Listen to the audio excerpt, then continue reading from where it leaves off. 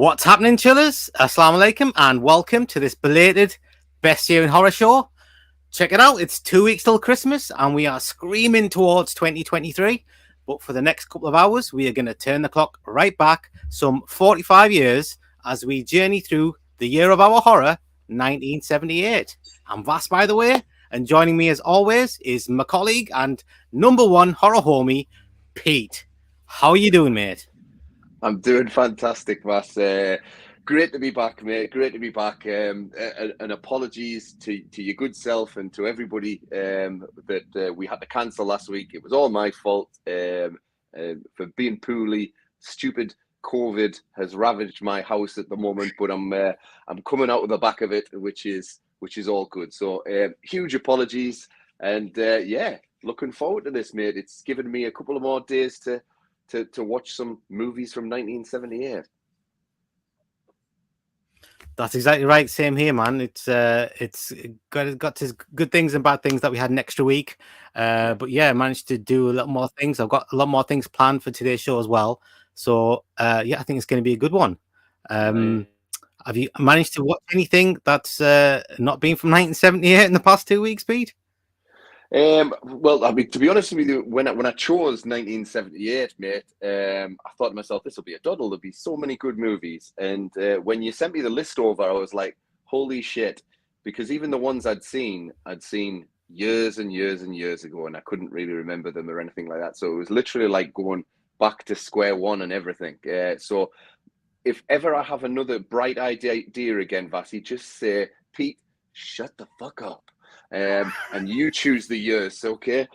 So yeah, lessons learned there, mate. Lessons learned. But yeah, it's been good, mate. It's been good. I've had a laugh at at some of the movies that I've had to revisit. Some good, some little gems, and some really bad movies like also. But mixed bag, mate. Yeah, I'm totally the same, man. It was like a lot of the movies I've seen, but it was so many years since I've seen them. I can remember if I liked them or didn't like them, but I really couldn't tell you exactly what happened in them. So I'm glad I got a chance an extra week to dip into at least a few more that I've seen, but it's been yonk since I've seen them. So I just give them like a good refresh. So yeah, I'm happy with that. And honestly, the first week I didn't get a chance to watch very much at all. So I didn't even bother taking notes. I thought I watched so few movies, and then we had an extra week. And then by the time I watched so many movies this week, I can barely remember the ones I watched at the beginning of last week. And I'm thinking, oh, why did I not take notes? Fast, you shouldn't have took notes. But hey ho, that's the way it goes. What it was, I was watching the bloody. You told me to watch Old Man with Jeff Bridges and John Lithgow. I started watching that, and I was really enjoying it. I watched up to episode three or four. And then it started slowing down, and I was losing my interest. I got about episode 5, and I just haven't got back to it yet. And then I started watching Tulsa King with Sly Stallone. Have you seen that, mate? Yeah, it's Tulsa good, King. Man. I like it. Yeah. I love it, man. First episode, I was hooked, absolutely hooked. And I've been waiting each week for the episodes to drop, man. What a great show, man. Honestly, I think it might be the only show I can remember for a long time that I've just been waiting for the next episode just to come out because I've just like been enjoying it so much, man. It's wicked, really, really awesome show, man. Tulsa King, highly recommended. It's a bit of a treat, Tulsa King, because obviously, you know, it's nice seeing Sylvester Stallone, you know, on screen in anything, to be fair, but a TV series that he's clearly enjoying himself in as well. And you know, it's nice to see Stallone acting. You know, I thought, you know, when Copland came out, you know, every time I watch Copland, it almost brings a tear to my eye because there's Stallone holding his own opposite De Niro and Ray Liotta and all these other blooming guys that choose scenery, and he's holding his own, like, so it's nice to see Stallone enjoying himself. But Tulsa King is bloody enjoyable, mate, is what it is. It's a good show, and I'm interested. That's it. It's fun and interesting and enjoyable. Yeah, totally, man. Exactly. I mean, that's what I miss from TV shows. Like that old man. It was just there was that just stretching out the straw like they always seem to do with miniseries. Just start stretching it and stretching it.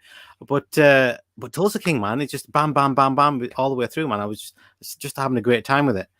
So yeah, definitely that's one to watch if you haven't watched it already. I think episode 5's the next one to drop. Can't wait for that. I think the only other thing I watched, Pete, was it was on Shudder. Was that robot Santa Claus killer dude? Christmas, I Bloody can't Christmas. remember what it's called. It's called Bloody Night something. No, it's about a Santa Claus who's a robot. There you go. That's the one, mate. I watched that, and I wasn't big on that, to be honest, mate. I was like, for the only modern horror movie I've watched, it was that one. Yeah. I was hugely disappointed. It wasn't very good, mate. And it doesn't look like a robot at all. It's just a guy, and they've got sound effects for when he moves, going. It's just a guy in the bloody Santa suit. It's ridiculous, absolutely ridiculous. But it's got good kills, but that's it. Yeah. Yeah. Do you know what, Bassi? I watched that movie just this afternoon, mate, and I completely agree with it. It's a fucking guy. It's definitely not a robot. It's a guy with a green light under. But, mate, I didn't like it. Yeah, I didn't like it. Like you said, mate, it's got some good kills. But you see the woman, the main protagonist in that, so fucking annoying. All she does is shout. All obnoxious. Everybody in it is obnoxious. Yeah. And it's just F-bomb after F-bomb. Yeah. No, so I agree. And it was stupid. Remember the first kill? The first kill, they kill the guy, and then the woman's running around this shop. It's quite a big shop, and the robot, it can only walk. For some reason, it can't run. It can only walk. And he's chasing it, really just walking after her. And he manages to catch her. She's just like, I'm like, you could just keep running around, and you stay away from the guy. And she manages to get herself killed. I'm like, you deserve that, you silly woman. You deserve to get killed. I don't know. Totally. I don't understand why he can only walk and can't run. I mean, he can hold an axe and hit down on it with some force and speed. But for some reason, his legs only can walk. What? I didn't get it, man. Not a very good movie. I didn't like that movie. No. Do you know what? I watched it because the trailer was fun, and I thought, oh, you know, it looks like it's sending up the Terminator and other movies. But again, it's one of them. You know, the trailer's better than the movie, without a doubt. The only other thing that I watched, Vass, was I watched Troll on Netflix. Did you? I think it's called Troll anyway. Troll. Have you watched that? But the old one from the 80s. No. There's a new movie. Is it a new movie? Is it? Yeah. Did you ever see that movie called No, I haven't. Troll Hunter? Did you ever see the found footage movie? Oh yeah, I remember watching that a few years back. Very much in the same vein as that, mate. Massive, massive budget, likable characters. It's a good fucking film, mate. You should check it out. It's a good monster movie, and it's not often that they come about. So, is it foreign? I recommend. Is it foreign like the Troll Hunter? Yeah, it's not Norwegian, but there's, I would say, about 50-60% of the dialogue's English. So you only got to do a bit of subtitles. Oh, okay. Yeah. So it's not bad. Yeah. I mean, I don't really mind, but it's good to know. Yeah. No, absolutely. But massive budget, mate. I would definitely recommend it. It was out of the movies that I've watched whilst being off, it was the one that's kind of That I had a really good time with, a big old smile on my face all the way through. Some of the visual effects, this fucking troll's bigger than Awesome. like a skyscraper, that type of thing. So every penny of the budget's on screen. So good stuff. Wicked, man, wicked. Yeah, I'll keep an eye out for that. Right, so before we get to our regular quiz of 1978, we'll have a look at the comments quickly.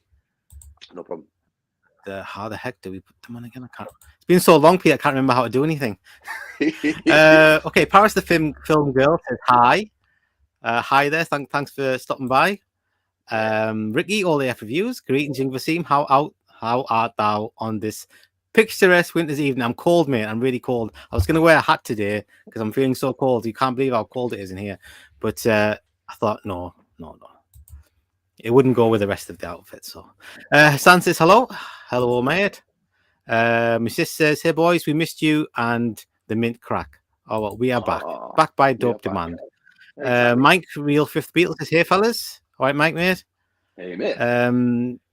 Ricky says, hi, Paris Film Girl and Video Tasties. Hi, everyone except Ricky. Ricky says, hi, Mr. San Rosina. And hi, Mike. Obviously, didn't say hi to Gareth. Right, so it's okay. So 1978, we were 2 years old. Are you ready to answer some questions, mate, in the quiz? I will try. Go for it, mate. Right, mate. I forgot about the quizzes, mate. It's exciting. I love the quizzes. I've got a few quizzes today, mate. We're going to enjoy ourselves. Oh, okay. Pop quiz, asshole. You have a hair trigger aimed at your head. What do you do? What do you do? Right, mate. Okay. Okay. Which film from 1978 was released in 1978 won the Oscar for Best Film in 1978? Best film? Yeah. If you want a clue, just say it and I'll give you a clue. Give me a clue, Vas. Give me a clue. Okay, it's got a no, that's too easy. Okay, it's got Bobby De Niro in it. Bobby De Niro. Is it Once Upon a Time in America? Was that 78? No, you could be years off there, mate. Meryl Streep's in it as well. Meryl Streep's in it as well. Oh. Is it The Deer Hunter? Is Meryl Streep in The Deer Hunter? It is The Deer Hunter. That's it. It's The Deer Hunter. One best film in its and it's from 1978. It was released.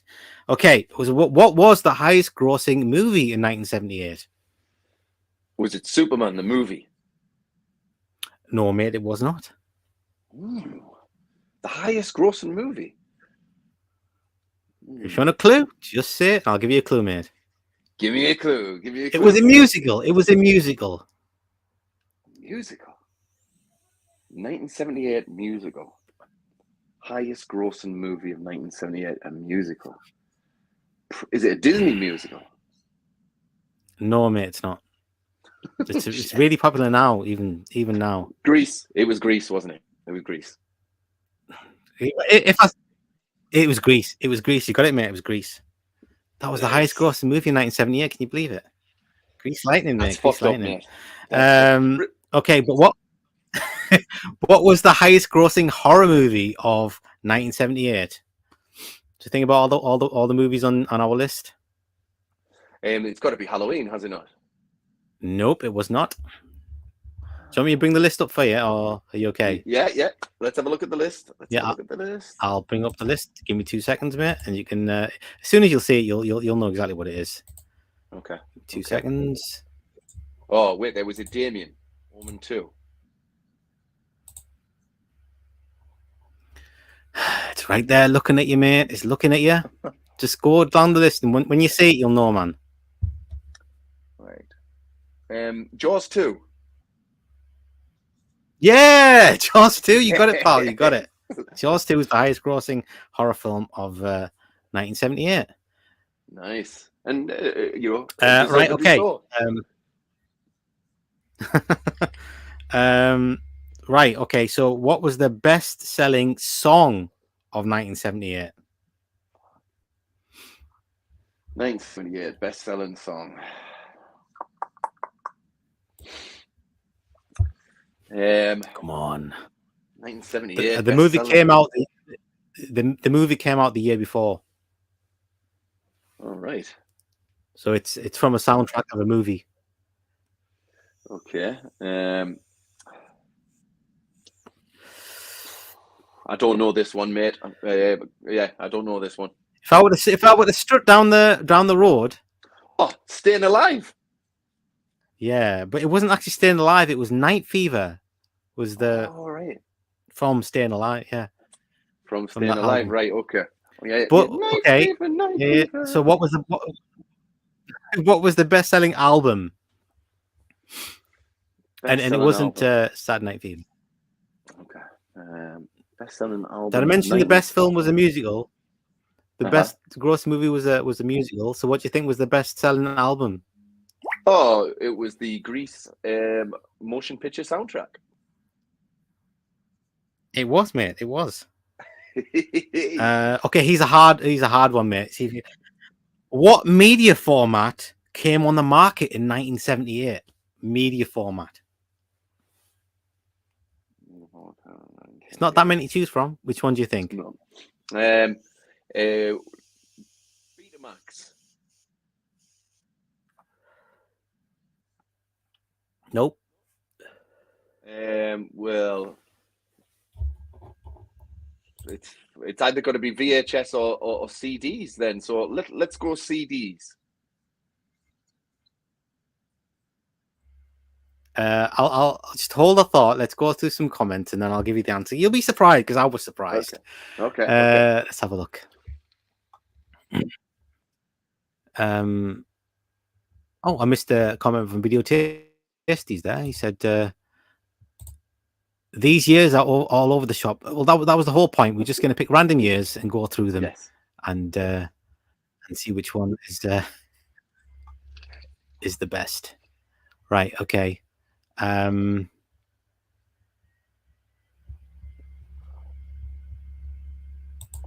Okay, Rabbi said hello. All day for Ruby said hi, Rabia. Hi, Ricky. Okay. Real Fifth Beatle, Mike says 76 Boys Like Me. There you go. 1976 was a good year. It was.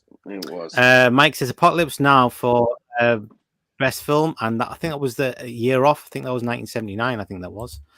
Right. And that was a bit earlier, I think. Taxi Driver. Good try though, Ricky. And Paris Film Girl said Deer Hunter. Very well done. You got it. And Paris the Superman. Yeah, she said Superman as well. No, I would have thought it might have been Superman actually for a highest grossing movie. Yeah, that's what I thought. Ricky says I saw the version with Harold Shipman called The Old Deer Hunter. Very funny. That is good. Greece, you got that right. Yeah. Incidentally, did you know this? Our hometown, Newton Aycliffe, Harold Shipman was a resident doctor for a fair few months at our doctors just down the road. Did you know this? No, I did not know this. For reals? For real, mate. For real. In fact, Newton Aycliffe, our town, has a little bit of a history with doctors. We had Shipman, and we also had this doctor called Dr. Martin as well, and he got pinched for knocking off old grannies in mercy killings as well. So yeah, he was my mum's doctor. Yeah. He was my. I think I went to see him a couple times as well, Dr. Martin. Yeah. So yeah, we've got a little bit of a dark history. Could have been us. Exactly. Absolutely. Ricky got it as well. Greece. Yeah, I'm looking at the comments now, mate. I didn't realize there's so many comments. But thanks, Mike. No, Halloween was not Halloween. Okay, Mike and Paris the Film Girl said Halloween is the highest grossing horror film. No, I would have thought that too. And Video Taste says Amityville. Wrong year, dude. Wrong year, but never mind. There you go, Mike. Got it. Yep, Grease Lightning. Mike says Saturday Night Fever. Yeah, got that one right as well. The Grease song. Yeah. Yep. Yeah. Everyone got this. But do you know that? Okay, here we go. It's got some answers here. Okay. Well done, Paris the Film Girl. Okay, Ricky says VHS. Wrong. Oh, Mike says Betamax. Wrong. wow. Mike says Walkman. Also wrong. Oh, okay. Dutch Film Buffs in. Hi, mate. He says cassette. No. Okay, I'll give you the answer, guys. It is Laserdisc. No. Came on way. mass market in 1978. Can you believe it? Wow. Serious, man. I Laserdisc. looked that shit up and I was right. It was Laserdisc. 1978. That's crazy, man. That is, I mean, CDs didn't come out to like 87 or something. And amazing. That is nuts. Ricky says, Ramon. Jim's in the house. All right, mate. Nice to see you. Yeah, man. I've got any more questions? Yeah, I was like, that can't be right. But there you go, man. Okay, right. Here's a question for you. Right. Okay. So, what massacre happened in 1978? Famous massacre. And it's to do with a cult. Oh, is it the Waco, Texas? Waco? Oh, you're years off there, mate. That was in the 90s, dude. Oh, was it? Right. Okay. Then in that case, it's the Jonestown massacre. Is that right? Yeah, you're right. Yeah. Cult leader Jim Jones tells 900 members of his church, the People's Temple, to commit mass suicide. The Jonestown massacre. Yeah. Yeah. Right. Okay. Here's one for you. I've got a few extra questions here. Right. Okay. So it's the FIFA World Cup now. It was the FIFA World Cup in 1978 also. But who won the FIFA World Cup in 1978? And it was hosted by the same country. Shit. So the hosts won in 1978. But who were they? Who were they? 78. I'll go to the comments as well for this one. Okay. Okay. I'd be guessing, mate. I'd be guessing. So I'm gonna guess and say Brazil.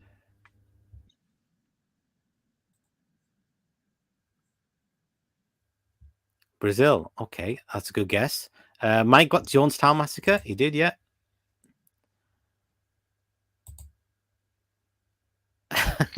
Ricky said Valentine's Day Massacre. I'm not even sure when that was. I'm sure that was in like the 40s or something, wasn't it? I have no idea. I have no idea. I think he was joking. Ah, look, Mike's got it right. Argentina. Well done, Mike. You got it. You got it, mate. Is it Argentina won the 1978 World Cup? Fair play. All right. Okay. He's don't drink the Kool-Aid. That's where it came from. That's right. Right. Okay. So, how much was a can of Coke in 1978? Take a guess. A can of Coca-Cola. 5p. Right now, I can tell you to 85 pence. It's 85 pence now. Right. Okay. 5p. Is anyone going to guess? Just wait a second there. No one else is going to guess. Right. In that case, I will tell you that was okay. Okay, we got somebody guessing here. Yeah, Mike says 8 pence. Mike's closer than you, Pete. Mike is closer than you. Okay. Do you wanna redo that guess?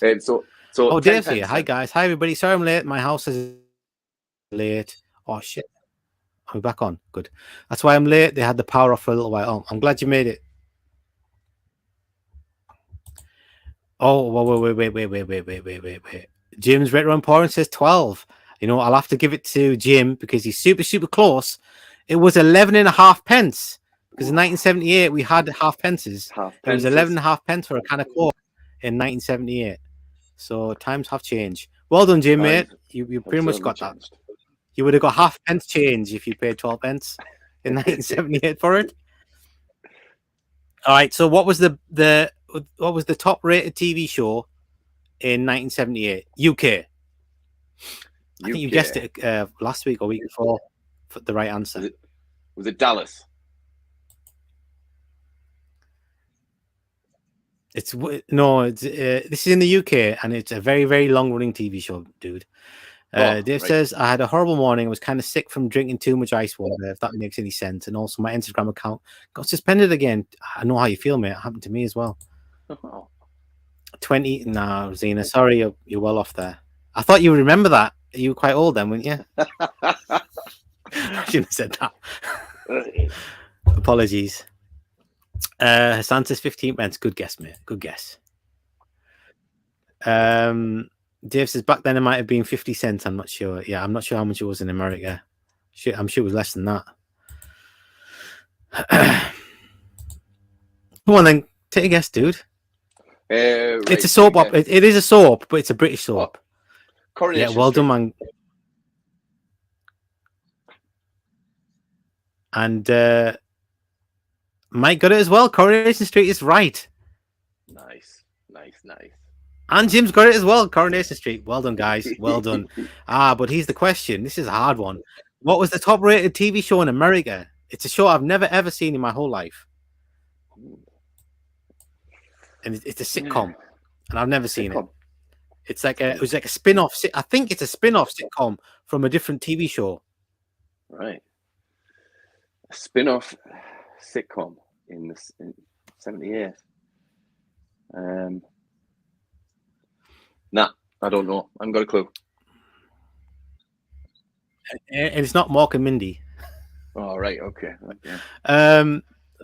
Dave says, I drank 2 big cups of ice water and it hurt my chest somehow. And I felt sick for a bit of a while, like half an hour. It was horrible. It was just, I don't know how much ice water too much. Yeah, you shouldn't be drinking ice water when it's cold, man. Yeah. Sorry, I couldn't help it. Just came out. Sorry, Rosina. I apologize. Mike says you start doing quizzes, Vas. I've got a couple of quizzes in tonight's show if you want to hang around. Mash, no, good guess though. Good guess. And Jim says Three's Company, another good guess because I've never seen Three's Company, but that was a big one. So I'll just tell you guys, it was. Let me just check the name. Laverne and Shirley, whatever that is. Laverne and Shirley. That was the #1 TV show in America in 1978. Oh, I would never have got that, enough. mate. I would never have got that one. Yeah. I've actually, if my sister's still there, I've got a quick question for her. What was the #1 Bollywood movie in 1978, sis? If you're still there, or my wife, if she's still there, the #1 movie in 1978 in Bollywood, and the clue is the top 3 movies all featured the same superstar, the Big B. You guys won't know what that means, but they will if you know what Bollywood movies are. Anyway, yeah, I know Laverne and Shirley. What the hell? Yeah. Never heard exactly. Yeah, I mean, I've heard of it, but God knows. God knows. Incredible Hulk, Wonder Woman in the USA. Oh, that was I was actually a guess from Jim. Jim's on fire. The man's on fire. He's getting them all right. All right. Okay. Cool. Well so done, Jim. That's the end of the quiz. I don't think my sister's going to get that. So. Right, dude. So we're going to get on with 1978, the year in horror, and we'll get these movies ranked. Let me just hide that and stick the banner on for this. Okay, right. Start. Oh, by the way, I should just do a quick plug. I'm on Video Tasty's channel, on Gareth's channel, on Thursday. We're going to be watching Long Kiss Goodnight with Sam Jackson and Gina Davis. Story written by Shane Black, directed by Rennie Harlin, one of my favorite action movies of all time. If you guys want to drop in on, I think it's 7:30 on Thursday UK time. Are you a fan of that film, Pete, by any chance? I do like it, mate. Yeah, it's a good time. It's popcorn. It's everything that a fun action movie should be about. It's not a classic for me, but I have a good time with it, mate. Yeah, for sure. All right, so you obviously don't like it as much as me. To be honest, I like it more than anybody I know. I Really? love that film so much. All right, cool, yeah. I was going to ask you if you want to come on with us as well, but if you're not that big a fan of it, what's the point? You wouldn't get excited like I would, so never exactly. mind. I want to watch you fanboy all over this movie, man. Yeah, I can remember most of the dialogues in the bloody film. Anyway, Mike says I'm multitasking watching you and Dead and Buried from '81. You'll have plenty of time to watch us because Dead and Buried is one slow ass movie, dude. Okay, Rabbi's made a guess for the number one Bollywood film, Zanjeer. No, it wasn't, honey. It was not. We actually were listening to some songs from the film just the other day. And let me just see. Oh, my sister says Sholay. No, you cut the ears out there. But I'll tell you, the number 2 film was Trishul, and the number 3 film was Don. You guys wouldn't know the movies. But what's the number 1 movie? That's the question. Dave says Laverne and Shirley was a spin-off. I knew it was a spin-off from Happy Days to both great, grand, funny shows. I was quite close when I said Morgan Mindy. Yeah. Oh, look, my wife, she's got it right. That's exactly right, honey. That is the name of the movie. That was the number 1 Bollywood movie of 1978, and it's a good film as well. Well done. Well done. Dave says one of the number 1 movies in the USA in 1978 was Grease. Was it? Interesting. Boosty, you're too late. Dave says I haven't read the book of Dead and Buried. Also, the movie I thought was okay. It's just okay. It's just okay. Right, let's get on with this with the main part of the show. Oh, actually, there's one more comment there. Mike says, what's gone? How does anyone even attempt to watch all the Bollywood movies? It was the golden age in the late 70s and early 80s, my friend. The golden age. There's some bangers in there, let me tell you. Let's have a look here. Let's get on this. Okay, so here we are. Here's all the films from. Let me stick it on full screen. These are all the movies from 1978. Yep. And how many we've got there? 2, 4, 6, 8, 10, 12, 24, 36, 41 movies. Right, so let's crack on through these, mate. Okay. Get back on our screen. And the first movie, Pete, is Coma. Have you seen Coma? I've seen Coma. Yeah, I've seen Coma. Have you seen it recently? No. I would say it was about a good 10 years ago I saw Coma. And I'd seen it a couple of times beforehand. It was one of them movies that seemed to be constantly on TV on the BBC when I was growing up. I remember the main star of the show doing a lot of investigating, a lot of digging. I think Michael Douglas is also in that movie, and if I remember rightly, he might have even directed or produced the movie as well, or something like that. I remember it being quite a tight, sterile thriller. But yeah, do I remember it vividly? Probably not, mate. I remember at the time that I would have classed it as kind of a C grade movie. Good, not terrible, but nothing to blow me away. Well, what I'd say is, Pete, I watched it like last week, and I think you should go back and give it a visit, mate, because I really enjoyed it, man. It's a really good movie. It's like a good, if you like conspiracy movies. This one was directed by Michael Crichton. He wrote the book as well. Right. This is a real good, like, medical thriller stroke conspiracy, and it's really good, man. It really kind of tightens up the tension as it goes through. Michael Douglas is like a secondary character. The main one is the woman. But yeah, I really enjoyed it. The reason why all these patients are going into a coma, and when you find out the reason why, it's proper interesting as well. And there's some good cameos in there. I saw Ed Harris was in there for about 2 seconds, and Tom Selleck was in there for about 2 seconds. But yeah, it's a very interesting movie. I very much enjoyed it.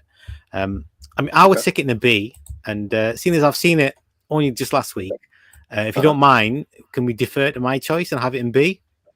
100%. Stick that in B. So our first movie is Coma, and then goes into B. To be honest, though, it's not really a horror film, but it was in the list, so I stuck it in there. And yeah, it has a bit of a horror slant to it. So yeah, I'm happy to have it in there. And the next movie is Omen 2, Damien. Have you? I won't ask if you watched it. Have you watched it recently? I think I watched Damien Omen. When did you watch it? A couple of years ago, maybe. Yeah, a couple of years ago, I would say. But so quite recently. It's a good film, mate. It kind of it racks up the tension. The big standout scene for me is the scene at the ice, where all Damien's friends seem to go under the ice. If I'm not if I'm remembering that correctly. No, it's just the one guy. Just the one guy. Is it just the one? Yeah, guy? No, right, you're not, mate. I only watched it a couple of days ago. No, it's just the one guy. He was the Thorn Industries. There's one guy there who's like one of Damien's followers, but there's another guy ahead of him, so they make him die so he can become like the main dude there, like the main executive guy. So they end up killing him off. But that's a really good scene. But my favorite kill in the movie is the one with the elevator. Which is really good. With that black dude goes in the elevator. He figures out he's checking the blood of Damien, and he finds out it's got what is it? Yeah, the cable. Yeah, but he's got his blood is oh god, what animal? A jackal. He's got blood of a jackal as Damien, and he checks the blood and goes, a jackal, and then he's running to the elevator to tell everybody Damien's got jackal blood. He's Antichrist, and then he goes down the lift, and the lift goes all the way up, and then falls all the way down, and then the wire goes and chops him in half. But that bit's wicked, man. It's really, really good. I didn't quite understand why there were so many ravens. Ravens were like causing lots of deaths, but I'm like, in the first one, there was no ravens in the first one or the third one. It was dogs, wasn't it? It's like dogs. There's lots of like devil dogs and things. But yeah, it was. But yeah, it's a really good movie, man. It's not a patch on the first one, but yeah, I really enjoyed that as well, mate, Pete. What do you think then? Where should you put that? I mean, I'd be happy to stick that in B because I think it's a very good film. Well, listen, we're gonna have to we'll go with B, mate, because your recollection of this movie is a hell of a lot better than mine. What do you think? Yeah, go with B. I'm pretty. Yeah. I mixed up the scenes with the Dead Zone and Damien 2 there, so we'll definitely going with your recollection of this one. Right. Yeah. Okay, no worries. Yeah, I'm totally happy to be. To be honest, I mean, if I were to rate the Omen films, can't believe have you seen Omen 4? I've seen Omen 4. It was a TV movie, and it was a girl instead of a kid, like a boy. It was like a girl, but it was like I've got like zero memory of actually what happens in that film. But I'd rate the first one my favorite, then the third one, because I don't know why I really like the third one.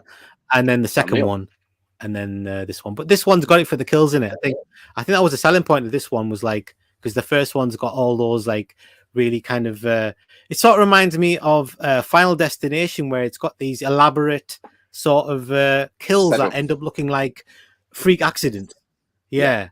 And this one, I think this one did it first, where it was like it was all controlled by this force, but at the end or after it's happened, people think it's just been like a freak accident, which is what they do in Final Destination. But yeah, I think this one had it first, where it had all these really just outlandish, one topping the next kills. Yeah, so I think Final Destination's holds a big debt to the Omen films. But this one's got better kills than the first one, but the first one's just a corker of a horror film and scary, and this one ain't scary at all. Yeah. Oh, Lance Henriksen was in it as well when I watched it the other day. I don't remember Lance Henriksen being in Omen 2, and there he was. It just popped up. I'm like, oh, that's Lance Henriksen. All right, mate, how you doing? He never answered back though. Never mind. he must have been really young. He was, yeah, he was really young. I've got a fact about Omen 2. Okay, go for it. Let's have a look if I can find it. Okay, so apparently the original director, they wanted Richard Donner to direct Omen 2, but he was busy directing Superman, so they hired Mike Hodges, who directed Flash Gordon and Get Carter previously. So he started directing it, and then he got fired from the project. But his scenes, a lot of the scenes at the beginning of the movie were stuff he did. They kept all that stuff in, and then they got a different director in. So yeah, Mike Hodges was the original director, and then they got a different director in. which I thought was interesting. Yeah, any idea why he got fired, Vass? I think they didn't like the way he was directing. He was like, I think some of the actors didn't get along with him, and he didn't like the way the story was going. He wanted to change the way it was going, but then they got this other guy in just to like the movie was built around more around the kills than anything else. So they got this other guy in. Fair. Right. Yeah. Yeah, and the only funny thing was, and I watched the movie, so there's a bit where this lady, she realizes who Damien is, and that's what the movie is. Anytime anybody realizes Damien's the Antichrist, then they get killed straight away. So this woman realizes, and she's driving down the road in a car, and then a raven comes in front of the car. Car crashes. She gets out. She gets attacked by the raven. The raven pecks her eyes out, and then she's like stumbling on the road, and this big massive truck comes, and this truck hits her square on, but for somehow she goes over the top of the truck and like bangs into the bloody the trailer at the back of the truck. I don't know how she got whipped over, but like she got hit front on, but somehow she was like, you see her flying up in the air, going no, and then she hits the trailer, which I thought was very strange. I don't think that's how physics works, but never mind. Matrix style. Anyway. Yeah, totally. They did it in slow motion to like do like this, then it would have been totally been like that. Anyway, let's get back to some comments before we get to the next film. No problem. Oh, we've done that one already, and that one, and that one. So many. Yeah, I think the Bollywood movie industry cranks out more movies than Hollywood does. Dave says you got to see the movie Grease in theaters with my family back then. It wouldn't be my first choice of movie to watch, but yeah, I know a lot of people do like that movie. Dave said, "Oh yeah, we've read that one." So Mike's asking, where do you get the list of movies from? So what I normally do is I normally just I go to Wikipedia first, and gosh, there's another website as well that just does lists. It's just a website full of lists, and I normally just it normally comes up there, and it's got a list of so many movies, stuff I've never even heard of. But yeah, and then I just normally Google 1978 films, and I just check that they are horror films and that they are 1978, because there's lots of mistakes on Google. When you Google movies on Google, you'll find lots and lots of mistakes. So I just try and check everything through twice. That was a mistake I made the first week. I got a lot of the movies in the wrong year, but yeah, it's just you just gotta just research it. Yeah, it's important to get them films. Get that list done first, and then you can just start going through them all and look for the movies. Some of the movies are so hard to find, Pete. Honestly, I could have watched more movies, but for the life of me, I just could not find the films. Yeah, and, found them on like. Go on. There was a few that I couldn't find, mate, as well. I really struggled to get hold of the John Carpenter one, which I wanted to see. I think I've already seen it, but I couldn't find a stream for that anywhere, mate. Oh, you didn't get a chance to watch it? No, I mean, I didn't even try because I thought you were going to watch it, so I thought I'd look for some different ones, or like between the two of us, we could just get most movies like sorted. But yeah, a lot of them are like sitting on me torrent list, not doing anything. They're just not moving. Like nobody's there, like with it, so it's just sitting there at like 0%. And sometimes you get like it'll go up like 5 or 10%, and then it'll just be stuck there, and you're just like, nah, there's no way I'm going to get that movie downloaded. But thankfully, YouTube has a few movies. But you got to be careful, YouTube, because a lot of the movies on there are like cut. Yeah. So you'll start watching it, and like while you're watching, you're reading the comments, and then they'll be saying, "Oh, this is the cut version." Then I have to stop watching something. Well, there's no point watching the movie if I'm going to watch an edited version of the film. Then what's the point? Anyway, I found a few movies that I watched off YouTube. I've got adverts, but when I say adverts, man, we're talking like literally every 4 or 5 minutes an advert will pop up, man. It was infuriating, to be fair. Absolutely infuriating. Yeah. Right, so Dave says I'm putting Jaws 2 and Dawn of the Dead up at 9.5 out of Lucy 10. I'll give them both an A. There's two crackers there, like. I'll give it B- 7 out of Lucy 10. Halloween 9.5 out of Lucy 10. I don't know. I'll give it a 10 out of 10 me. But that's fine though. That's fine. Damien 2, I'll give a 9 out of Lucy 10. Who really likes that one? I haven't read all 4 Omen books. I Spit in Your Grave. I'll give it 8 out of 5. Boosty 10. I tell you what, Bushi's done the whole show.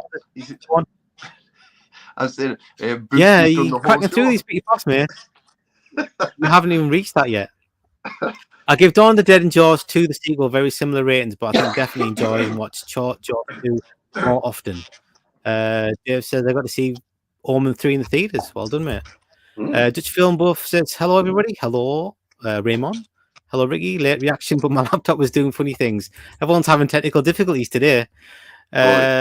Rosina, I did it all for you, Damien. Exactly. Oh, Sean's in the house.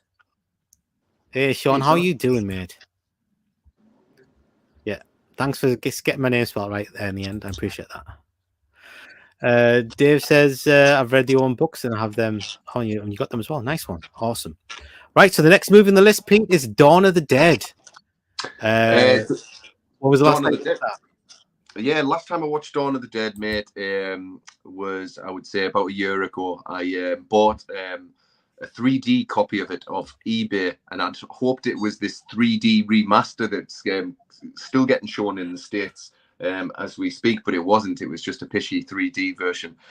Before that, I watched it at the Dawn of the Dead festival, and Ken Forhey was in the audience as well. And when we watched it, it had it wasn't called it wasn't called Dawn of the Dead. It was called Zombie. So we watched this particular cut of the movie, and it is great. I love this film. It's everything you want out of a zombie movie. The tension in the movie slowly is just ramped up. The gore is absolutely phenomenal in this movie. You know, it's a miracle that this movie, I think, you know, got made. You know, especially with all this beautiful practical effects in it. And, you know, yeah, Ken Forey does the mother of all fucking karate spin kicks in this movie, mate. You can tell he nearly popped his hip out when he does it. Like, so for his karate kick alone, I would say this is an S-tier movie all day long, an absolute classic. Awesome, mate. That's the only clip I've got of it. Yeah, to be honest, mate, I haven't seen Dawn of the Dead in absolutely years. So they got all the versions on Prime. I chose the Argento cut because it's the shortest one. And I watched it, and yeah, man, I enjoyed it a lot. Yeah. It's a fantastic film. Really good, really interesting. It's like I didn't realize how exciting the movie is, but it really just goes for it all the way. And it's a lot of fun in places as well, which is I don't know what my memory was of the movie, but like I don't remember it being like so like enjoyable to watch. But yeah, man, it was fantastic. I don't know if I just didn't see it properly, but in the Argento cut, I don't remember seeing the helicopter scene, which is the bit that's always stuck in my head. The bit, you know, where the guy's got a massive top of his head is like this big and it gets zipped off. I don't think that bit's in the Argento cut. I finished watching it and I was like, I don't remember seeing that. So I don't know if it's missing out of that cut. But anyway, that cut is the shortest cut, like 2 hours. I don't know what the other versions are like because I think they're quite a lot longer. But that 2 hour version, man, it's it was awesome. Really good movie. I tell you what, man, those beginning bits where the zombie bites big chunks out of her neck and out of her arm. Ugh, honestly, man, it's hard to watch that. Those are the bits those are turn off bits. But the rest of it, I had a blast with. I really liked it. Really like all the characters, and it's you feel for them as well because you really feel sad, you know, when they get bit and then when they die and all that. Oh, like it's a fantastic movie. I think do I still prefer Day of the Dead? I don't know how do you rank the Dead films, Pete?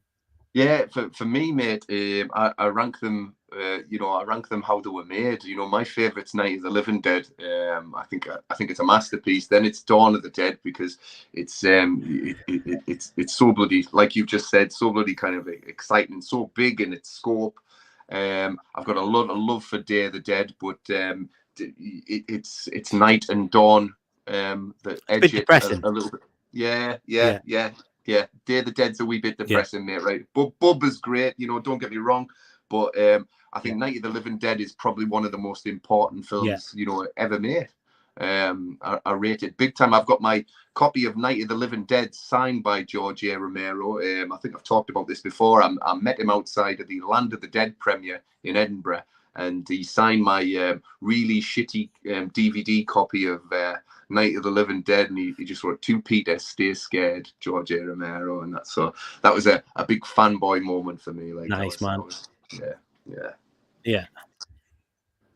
That's wicked, man. I think for me, I like Day of the Dead the most because it's the one I've seen the more. I think it was the first Dead movie I saw, like rented from the video shop, was Day of the Dead, and it's got the best effects in it, but it is a wee bit of a downer. It is like.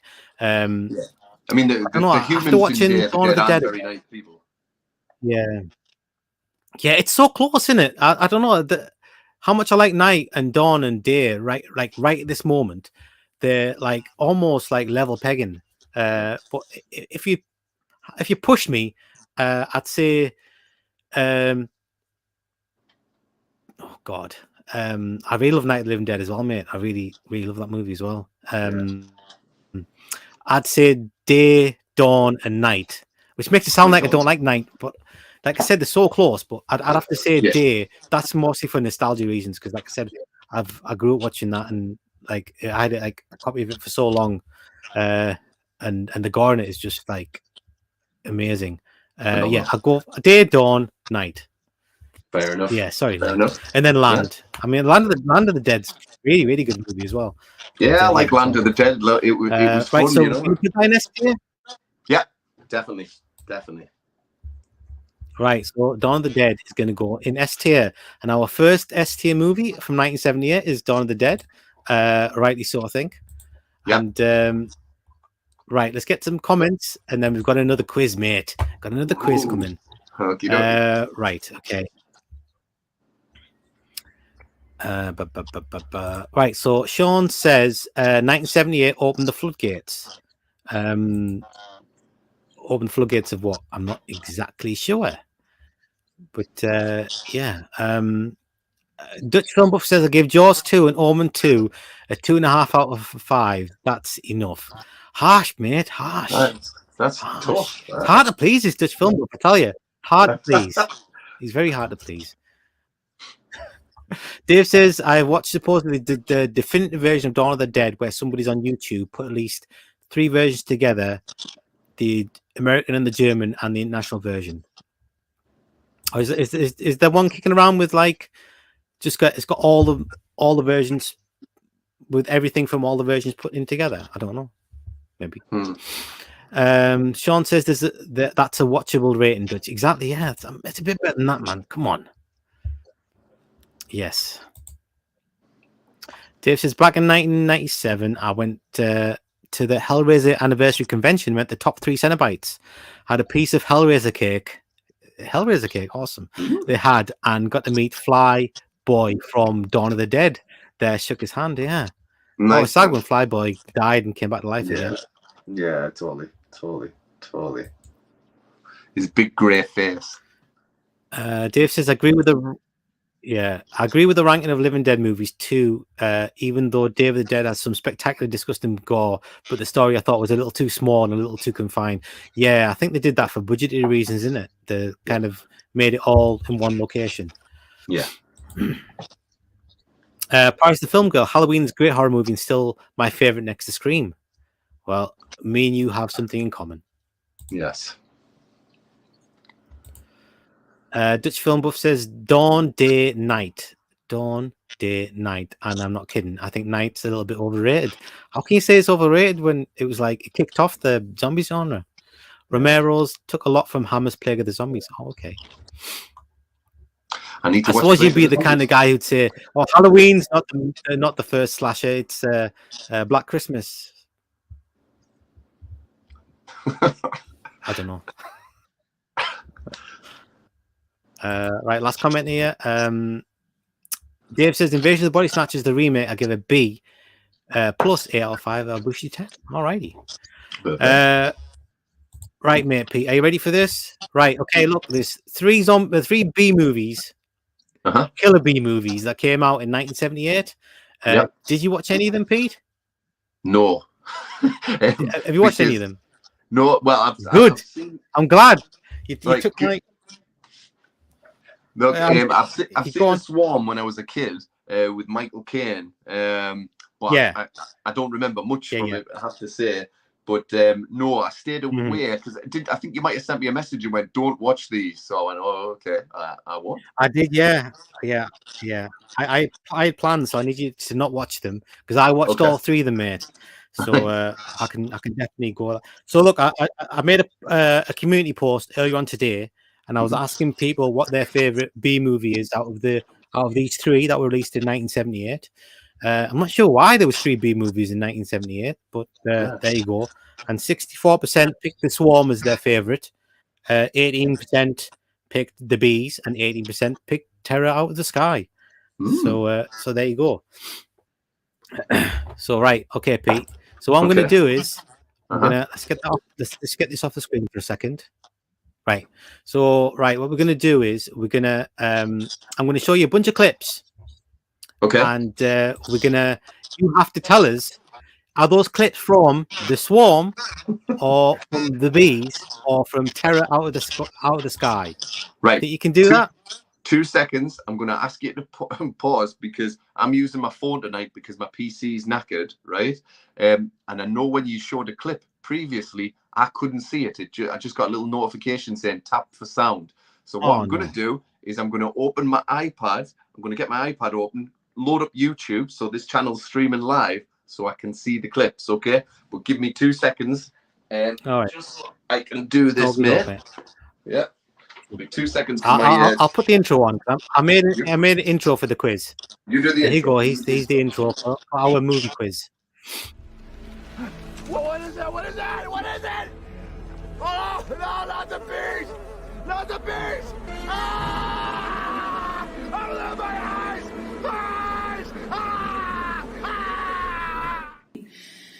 My dog stepped on a bee. Right.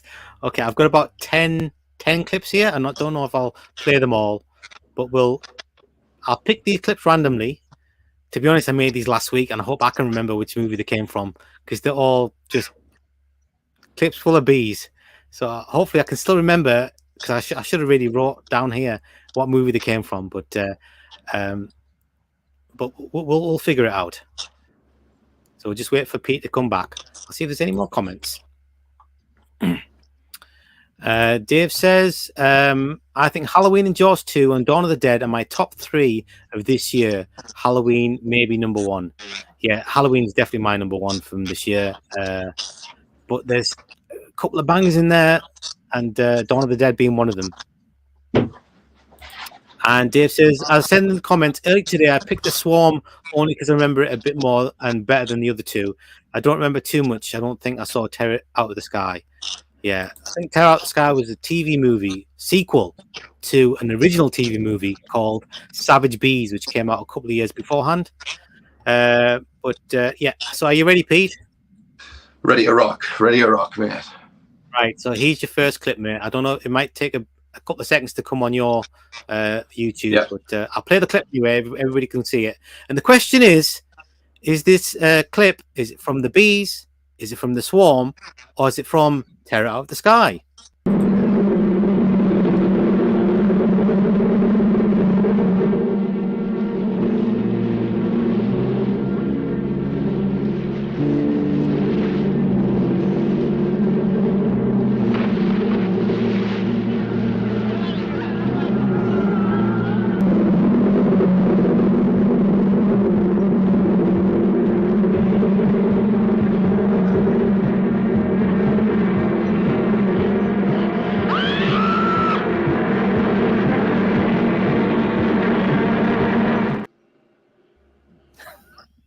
They were so scared. The guy just keeled over. He just saw a bunch of bees, a swarm of bees, and he just went, oh.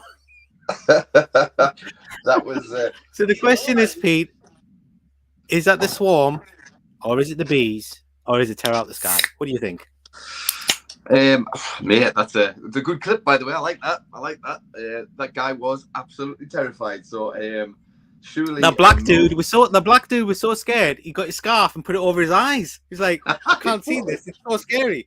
So I'm gonna have to go with Terror from the Skies, mate, because that was definitely Terror from the Skies, and that guy was in terror. So I'm gonna go with Terror from the Skies. No, mate, you're wrong. It was from the bees. It's from the bees, I'm afraid. Okay, fair play. So that's none for one. Okay, right. Let's get this next clip on. Yeah. Oh my God! Bees! Millions of bees! It is now. Oh my God!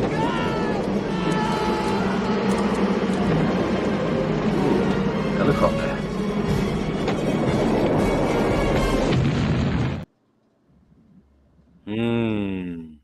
The bees, the swarm, or Terror Out the Sky?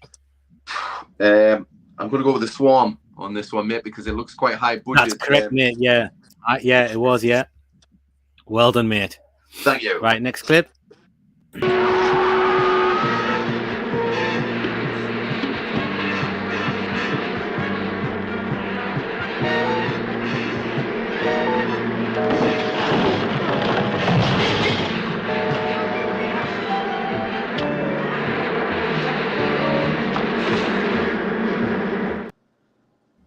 Damn those bees! Pesky bees, man. I'm gonna go with the bees. I'm gonna go with the bees on that one. Correct. It is the bees, mate. It is the bees. Well done, mate. Right, next clip.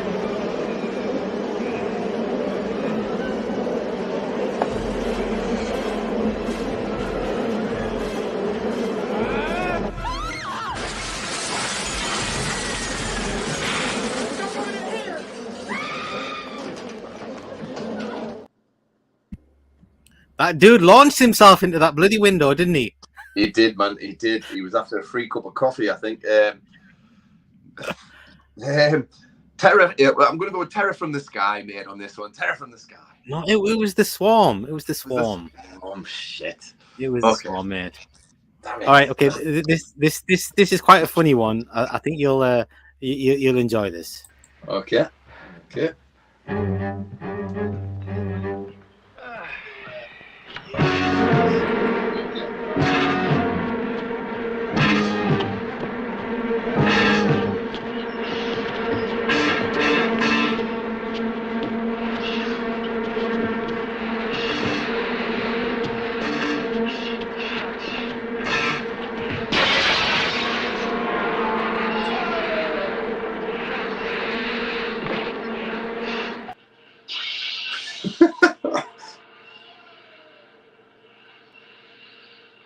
Oof. That was great. I don't know where Vassie is, but I'm assuming that he'll come back any second. But I haven't seen that movie either, so I'm gonna guess. The bees again. Although one of them has to be Terror from the Skies, but I'm gonna go with the bees on that one. Hey, That's correct. Hi, mate. I don't know what happened there. Do you see that guy who was like, he literally moved himself from where he was in front of the window, and he was like looking back. The window's there, and then just went out the window. He's like this going, What a guy. And then he goes, oh. I like that. The director's obviously shouting, going like that. You know, don't miss your mark. Your mark. Well, brilliant, mate. Right. Okay. Brilliant. Next clip. Okay.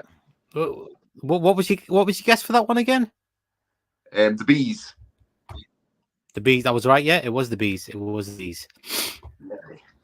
Actually, could you do these? I think the bees. I could be wrong. I'm just guessing. Well, I forgot which one that was now. The bee's knees. Okay. Dutch Film Buff says number 1, Dawn. 2nd, Body Snatchers. 3rd, Halloween. 4th, Mountain of the Cannibal God. What the hell? Did you just make that one up? It's not on my list, dude. You must have made that up. That's not real. And 5 is Magic. Okay. Always got to just pick one that I haven't got on my list. Sean says, if you ever get stung by bees, find the nearest window for takeoff. Exactly, mate. Exactly. There's a lot of people going through windows. Definitely. Magic, he gives 9 out of 10. Terror Out the Sky is my second guess. Right, okay, let's get to the next one. There's a couple more. So we go through all the clips, or are you getting bored? Do it. Yeah, do you want more clips? Do it. All right, here you go. This is a good one. This is quite like quite horrific scene. This one. Please listen okay. very carefully. A swarm of killer bees is coming this way. I want every teacher and every student to close off whatever area you may be in at this very moment.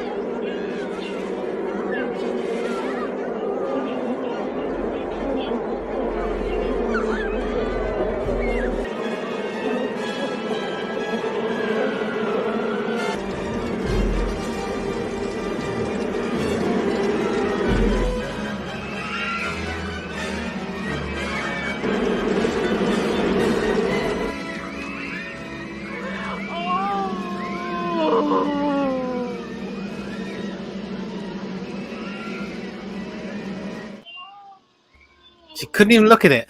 Oh, that is tragic, traumatic stuff, mate. It's not often you see you're killing kids in this movie, man. Exactly. What movie could it? Let's go with The Swarm again, mate. The Swarm. That was correct. Yeah, I'll give you a clue, mate. If it's in slow motion, it's normally The Swarm. Okay, that's a big clue there. Okay. All right, here's another one. Okay.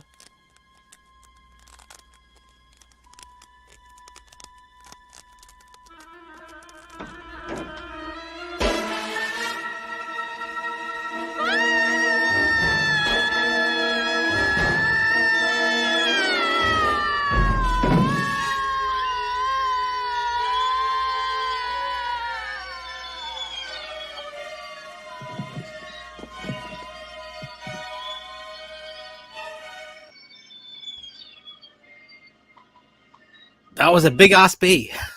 That was huge. Do you know what? Do you know, I was watching it there, mate. Have you ever seen that movie with Jake Gyllenhaal called Enemy? Yes. Have you ever, and the bit at the end where he just turns down the big ass spider. Yeah, it reminded me of that. That was scary stuff, mate. I'm going to which movie? I'm going to say. Blah, blah, blah, blah, blah. I'm going to say The Bees on that one. The Bees. Did not tell you about the slow motion, Pete? Oh, I mean, I'm going to say The Swarm. It's The Swarm. Well done. The Swarm. Right. Yes. All right. Okay. He's the last one. The last one. Okay. My God. His mouth is full of bees.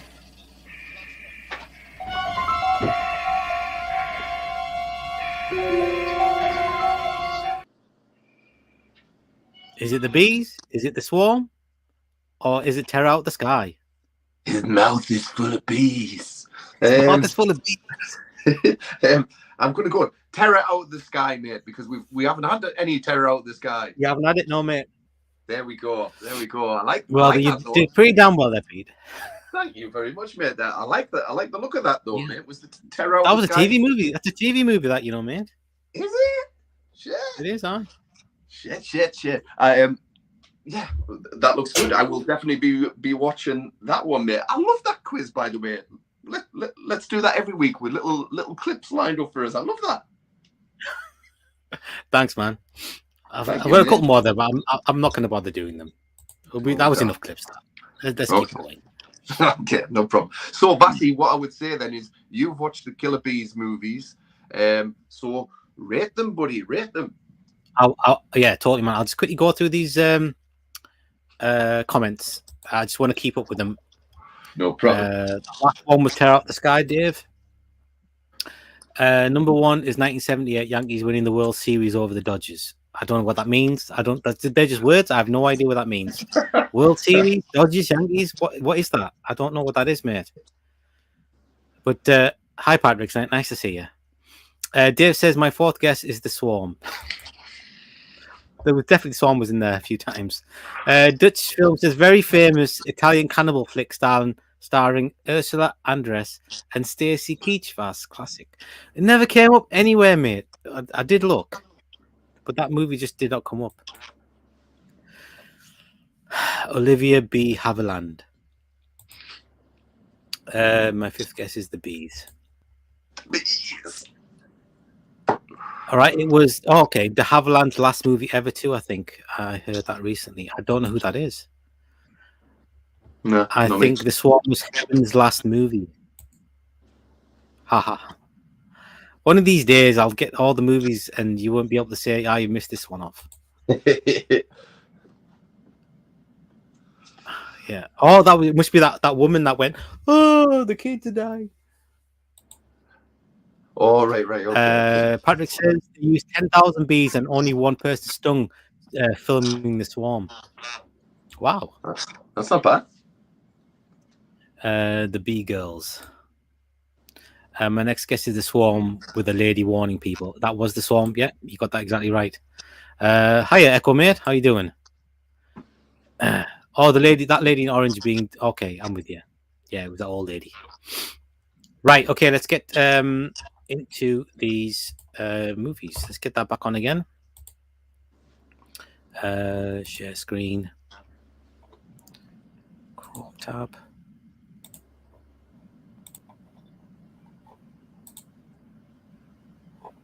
Right, okay, right, yeah. So I watched The Swarm, The Bees, and Terror Out the Sky. I watched them all. The Swarm, look, I don't know which version I saw, but that sucker was 2 hours, 20 minutes long, which is too long, absolutely too long. If I would say above like how corny it is and how ridiculous the movie is, it was far too long. I couldn't even like every time I started enjoying myself, that it just kept going on and on and on and on and on. And the bees weren't in there for that much of the time. But hey, look, I like disaster movies and I like nature run amok movies. Very, very big fan of those things. So The Swarm is like a mixture of the two. So yeah, it's a decent film. I mean, I don't know why it gets so much criticism. It is silly, for sure, but it's fun. I quite like the movie. Of the 3B movies, I preferred The Swarm. Like I thought was the best. I'd agree with what everybody else said. The Swarm was definitely the best one. Did I write any notes on it? Of course I didn't. So yeah. So the weird thing was, The Swarm and The Bees. They're both about African bees, and Terror Out the Sky, I think, is South American bees. But yeah, so look, if I'm going to rate them, I think I'd rate The Swarm. I'll give it a look. I couldn't put it in B because it's not a very good movie. It just isn't. So I'm gonna have to stick it in C. But it's got some good disaster scenes in there. And Michael Caine is his acting is proper hammy and over the top, which is quite fun to watch. I'll be honest with you. Yeah. But like I said, it just went on for far, far, far too long. Right, The Bees. Right, The Bees is like more of a low budget movie, and you saw them clips like where the guy chucks himself out the window. It's one that you more laugh at the movie. It's like it's fun to watch because it's not very good at all. But again, I don't know, man. I wouldn't stick it. It's hard because I wouldn't put. It's not a bad movie, but it's a bad movie. But it's like a fun bad movie. The Swarm is a better movie, but I'll have to stick that in C as well. Even though The Swarm was better, because I couldn't. It's not right to put it in D because it's not a bad movie. It's definitely watchable, and it's only an hour and a half long. Okay. I'll stick that in. But I've got to say, Pete, that last one, even though the clip you saw was a good clip, this movie is very, very, very slow because it's a TV movie. There's a lot of drama in it, and the B bit is just not. There's not that much B action in it. It's just like on a few occasions. So I might stick Terror Out the Sky in the D, because Okay. it ain't very Okay. good, mate. It ain't very good. But Fair yeah, play. I think I've watched enough B movies to take a break from that sort of thing for a while. Fair play, mate. Fair play. You did well. You did well. Yeah. Yes, but like I said, that last one is actually a sequel to an earlier TV movie that was apparently very, very, very popular. People seem to like that one. But and this one was like the same thing, like same story, and but at the end they use like a bus instead of a car, because at the beginning of the movie is the end of the last movie where she's having a dream about it, and she's like driving what that called what those cars called? No, the Love Bug. What kind of car is that? The Beetle. A Beetle. She's driving a Beetle, and it's covered in bees, and they drive it into a like a football stadium, and they gas all the bees, and the bees die. And in this one, they all hide inside a school bus at the end, and so the bees are attracted to noise and bright colors. So she's beeping the horn, and the bus is bright yellow. So they all go on top of the bus. The bus is covered in bees, and then they drive like away, and then they gas all the bees, and the film finishes. So yeah, man, that's. But yeah, there was too much drama, too much like relationship stuff in there, which I thought was not necessary. So but like hey, Pete, drama. Yeah, absolutely, yeah. But hey, look, there's Halloween there, Pete. Our next movie is Halloween. Halloween. But I don't think we need to talk much about this, Pete. Exactly. We talk a lot about this movie. We have talked a lot about this movie. I think all we can say is just let's whack this up on S tier, mate. It's just it's a no-brainer, this one. It is, man. I mean, talk about like comfort films. This is a movie, man, that just puts me in a good mood every time I watch it. Yeah. And it's like a best friend, like a comfortable pair of slippers. It's just I feel good when it's around me. I don't have to watch it, just knowing like my disc's there. I'm like, it makes me feel like relaxed and just in myself. So yeah, Halloween is our second S tier movie. And next on the list is Invasion of the Body Snatchers, Pete. Yeah. How do you feel about that film? Good, mate. I feel good about this one. It's one that I watched. I would probably say about 4 or 5 months ago on Shudder. I think it was, mate. It's a really bloody tight thriller. Jeff Goldblum's great in it. Being, he's ultra Jeff Goldblum in this movie. Donald Sutherland's absolutely fantastic. Nancy Cartwright's really great in this movie as well. The paranoia in this movie is absolutely phenomenal, and that's its biggest tool. I've got a clip. Let me just put this clip on.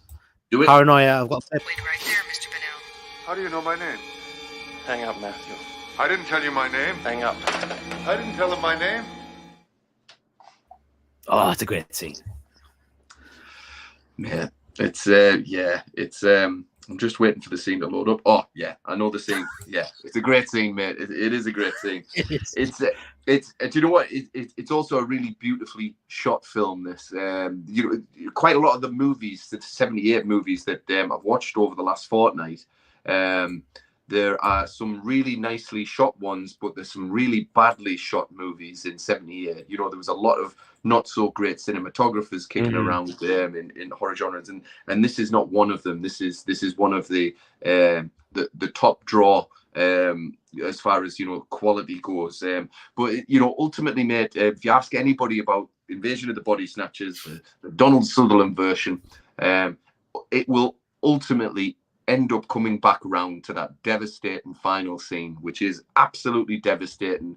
It's a real good punch. It's horrific. That noise and that stare from Donald Sutherland as he's pointing and all that. It's just horrific. I'm torn with this one, mate. Is it an S tier movie or is it the next one down? I don't know. What do you think? Bud? I don't know, man. It's one of my favorite horror subgenres. Is like this body snatching type movies. Yeah, I absolutely love them, man. Absolutely love them. And this one is just I think it's fantastic. I think it's absolutely brilliant. I wish I had a chance to watch it again, like for this stream. I mean, I watch it quite often, but I didn't get a chance to watch it just like in the past couple of weeks. But yeah, I love watching this movie, man. I just love the way the story unfolds, and that paranoia that you're talking about. And it's so well cast. This film, Donald Sutherland just kills it, man. He's so good. I think it's on par with the original. It's that good, and I'm a huge fan of the original. It used to be one of my favorite movies when I was growing up. But this one is like up there. It must be like one of the best remakes. When you talk about remakes that are like almost like as good as or better than the original, but you got to say The Thing, The Fly, and for me, it's this one as well. It's fantastic. I mean, without question, I would stick it in S tier. But what do you want to do? Let's do it. Let's stick it in S tier, mate. Are you okay with that? Oh, absolutely. More than okay with that. Absolutely perfect. Yeah. Yeah, it's brilliant. I mean, I can't really think of anything that I don't like about the movie. I think that the dog with the dude's face, that's a bit goofy. That's a tiny bit goofy. But if you watch the movie to that point, you know, you can totally let that go. But everything else is just stellar. It's absolutely stellar stuff. Agreed. A great sci-fi horror film, man. Absolutely brilliant. So look, we've got 3 already. 3 ST movies. 78 is cooking up well. Definitely. Right, let's go on to the next one. And it is I Spit on Your Grave, Pete. Okay. So I have not seen the film. I've not seen it, by the way. Oh, have you not seen it all? Right, okay. No. I think the last time I saw I Spit on Your Grave, mate, was probably about 5 years ago, but I've seen it a couple of times. It's a grimy grindhouse exploitation flick is what it is. So you know you're looking at the first half of the movie, essentially an extended rape scene, which is not pleasant viewing, you know, at all. There's no titillation whatsoever with what's on the camera, and then the following half of the movie becomes a revenge movie, and the revenge is quite satisfying. It's because obviously these people have been so nasty throughout the first half of the movie, and you do get behind the protagonist, and it's got the famous scene, you know, where she cuts his chopper off. Essentially, she chops his chopper off. So it's got that scene in there, and there's also a rather disturbing hanging scene as well. Everything about this movie is exploitation, mate. It's not a nice movie, you know.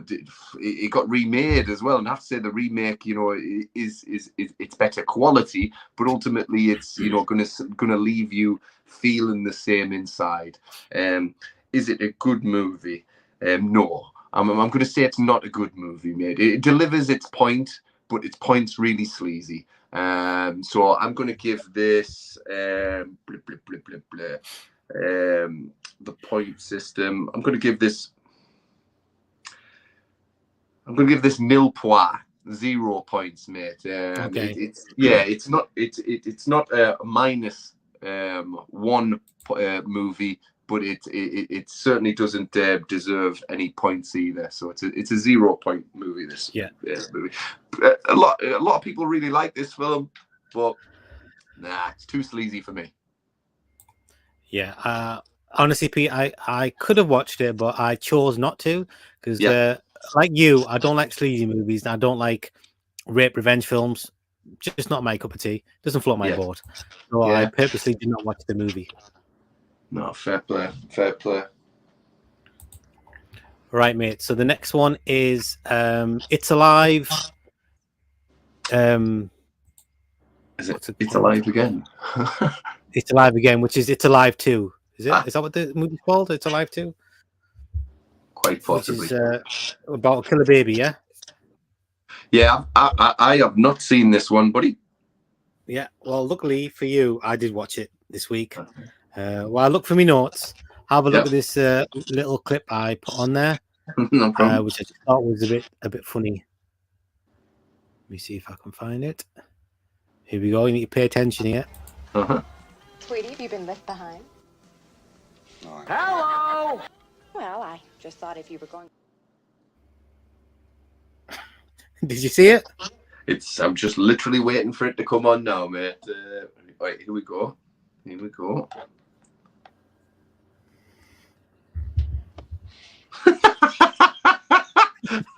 That's brilliant. How did they miss that, Pete? How did they miss that? I don't know. Yeah, I guess film was quite expensive those days. You know what I mean? It's not like a digital camera where they can just go, we'll delete it and start again. Like it was like that. Fuck, that roll of film cost a fortune. Just leave it in. To be fair, that's the only shot that I did notice that, but I couldn't not notice it, dude. It was like a big ass microphone. It was right at the beginning of the film as well. No, but yeah, I did watch the movie. Go on. 2 seconds. I am literally going to get a charger for my phone, which I'm broadcasting off tonight, and also I can hear the dog scratching, so I'm going to get rid of the dog. I'll be 2 seconds, buddy. Okay. Yeah, no worries. Yeah, so there's 3 It's Alive films. This is the second one. I've not seen any of the others, but I did watch this one. It's set in San Francisco again, like Invasion of the Body Snatchers, also set in San Francisco. But it's a really goofy story about a killer baby. So apparently in the first one, this couple has a baby, and it's like a little monster, and it kills loads of people. And at the end, the dad has to kill the baby. So in the second one, the dad from the first one comes to visit this couple who having a party to celebrate that they're gonna have a baby, like they're pregnant or whatever. And he says, "Your baby, there's something wrong with your baby," and they're saying that. You might have heard about me in the news. Apparently, that the government have been testing all the pregnant people in America, all the women, and they're looking for signs that there's going to be another killer baby born. And anyone they suspect is going to have a killer baby, they take them and they kill the baby before it's born. So I'm trying to save the babies. And your baby is definitely going to be like a killer baby. So they escape the government trying to kill that baby, and they go to some like private clinic, and she gives birth to the baby, and it is like a killer baby, and there's a few other ones there, and then the government finds them, and they end up all the babies end up escaping, and they managed to kill the other babies, but this one baby survives, and it goes looking for its parents. So they try and catch the baby by putting a big net over the full house, because they know the baby's going to come in the house. So they put a big net over the whole house, and when the baby comes in, they can't escape. And then they kill the baby, and that's it. And at the very end, we see another couple. Like this, like it fast forwards, and there's another couple walking down the street, and the guy who's just had to kill his baby goes and says, "Oh, your baby's just like they did at the beginning of the film. Something wrong with your baby. I need to tell you about this." And then it finishes. So it's like a super goofy story, but it's like it's played very, very seriously. It ain't very good. I didn't like it very much. So I think I'm going to rate it a D, because I did not like the movie very much at all. It was a bit of a test of patience to get through it all. So I'm going to stick it in D, because I did not like it at all, and I don't think I'll be watching any of the other It's Alive movies. The baby looks quite cool, but it looks cool to look at, but when it moves or when it's doing anything, it just looks like a puppet. But it looks good. Like the still of it doesn't look bad, but when it's actually moving around in that, it looks a bit daft. It's a puppet. So, it's a puppet. Yeah, exactly. So no, that's not a great movie at all. Fair play. Yeah, that's it. So are you sorted now, Pete? I am sorted. Dog is away. Power issue is sorted. Great, nice one. So our next, shall we go to some comments? I should try and keep up with these.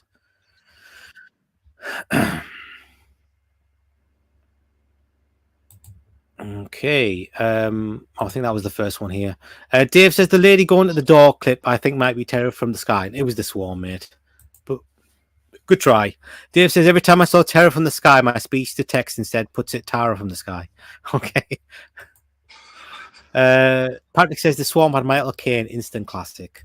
Yeah, I think it's... I think that one and Jaws 4 might be two movies that are like, you don't watch it because they're good films, they watch it because they're not good films. Yeah, exactly.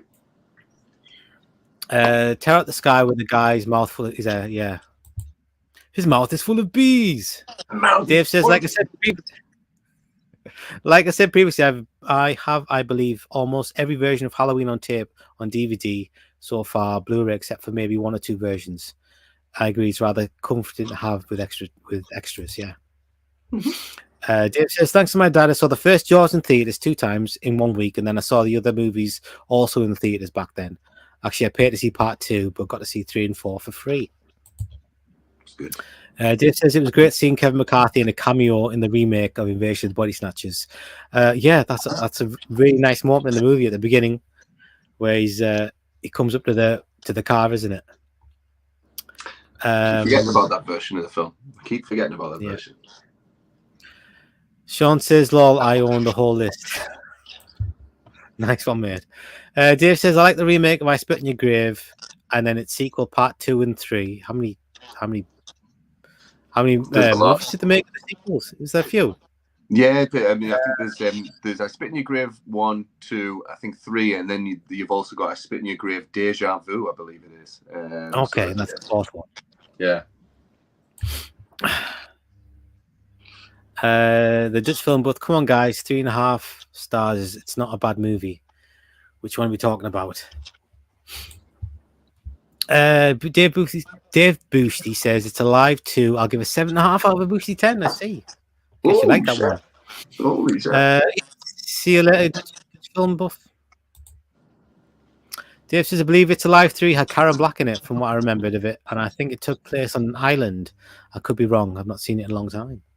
Don't know, mate. I don't think I'll be going to see those movies. I'm glad I've seen one of them, because it's like one of those movies, like franchises where I've seen it over the years, just that it exists, but I've never seen one of them. But now I have, and I don't need to see any more. So that's good. Chalk that one off, exactly. Yeah. And the next movie, Pete, is Jaws 2. Jaws 2, mate. Which I watched today. Did you watch it today? Fair play, mate. Fair play. Yeah. I've seen it loads of times, but I didn't watch it today. Me too. I don't think I've sseen Jaws 2 for a couple of years, mate. But like you, I've seen it maybe 30 or 40 times growing up. It's a movie I've got a hell of a lot of love for.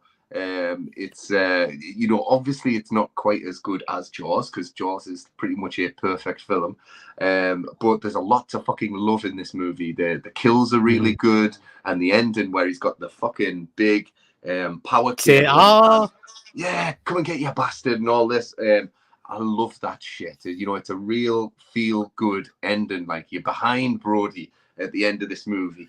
Mate, for me, it's probably just one off S tier, because, or is it S tier? I'm going to say it's probably one off S tier, quite simply because it Jaws, the original, is an S tier movie, and I think this is just a little bit below. But still a fucking great film. Like I really love Jaws too. Yeah, we're on the same page, Pete. I absolutely adore this movie as well. When I think of Jaws, I mean, Jaws is a thing on its own, but this one here, I think, captures quite a lot of the things I love about Jaws. It's amazing the amount of just seeing that fin coming out of the water. I mean, it's so effective, man. Just seeing the fin, and it's do you think the shark's bigger in this one than it is in the first one? I don't know. It feels like it's just a little bit bigger in this one, because it does a lot of attacking in this one, doesn't it? It does, and I think that's the difference, obviously, between the original and this one. Is the shark had to be front and center in this one, where it wasn't really front and center in the first one. So it does feel bigger in this one, but you see it more. Yeah. So maybe it's just that. It's a bit more slasher like this one, isn't it? The way it just attacks people from nowhere. Yeah, definitely. A lot more jump scares in this one, isn't it? It just appears and it's like, oh my god, a big shark, big teeth. It eats a fucking helicopter in this movie, mate. Yeah, I love that scene, dude. Yeah. So, I love that guy's beard, man. I love that guy's beard. He's got no mustache. He's just got a beard down there. Yeah. He's just like an awesome dude, and he just gets it straight away, man. He's there for 2 minutes, and then he just gets it. He is the man, exactly. Yeah, but that's a really good film. Yeah. Well, so what do you think, mate? You just below S tier? Yeah, I think we'll stick that in here because it's a fantastic movie. I mean, it's just like an excellent sequel to like an all-time classic movie. Yeah, Agreed. And it needed to be that good, like to like hold its own against the original Jaws, and I think it does in its own way. I mean, for a sequel, I don't think you could ask for much more because you're not going to get that same magic as from Jaws 1, like in a sequel, but it's pretty darn close. I mean, the shark stuff is still an effort. It's amazing. Yeah. Yeah, I love the bit where the kid falls off the boat and that lassie jumps in the water, puts him up on the upside down boat, and she's trying to get on. And there's lots of those moments where it's like, get out the water, and and Jaws just swallows the whole. Oh man, wicked, man, I love that. Because that's it. She goes, can't get up. The little boy's going, come on, get up, and then it's there's a lot of killings in this movie that are quite sad. I remember where in the boat, and the boy and the girl are in the boat. The boy ends up swimming, and she's going, swim faster, it's coming right for you, and all that. And of course, the shark grabs him and then literally swims him to the boat, and he bashes off the side of the boat, and that goes, that's really good, yeah. Like that. That's exactly right. That's exactly what I'm.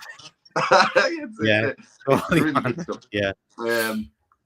So yeah, I think I think the movie really does well showing people in shock, because like there's a lot of people like just in shock in the movie.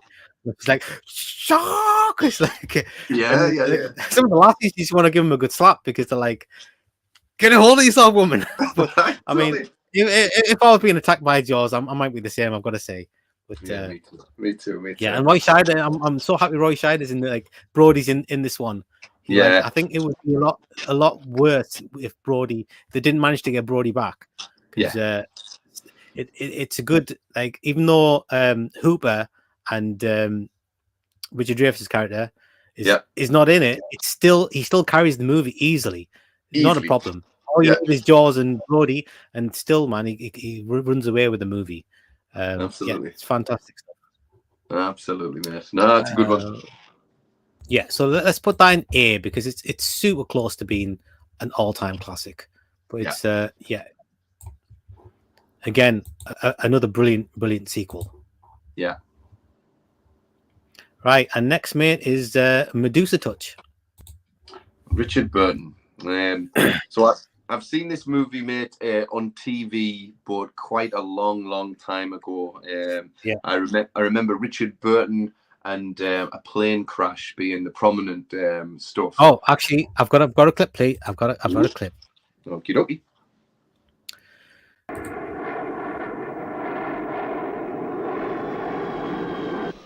Something's wrong.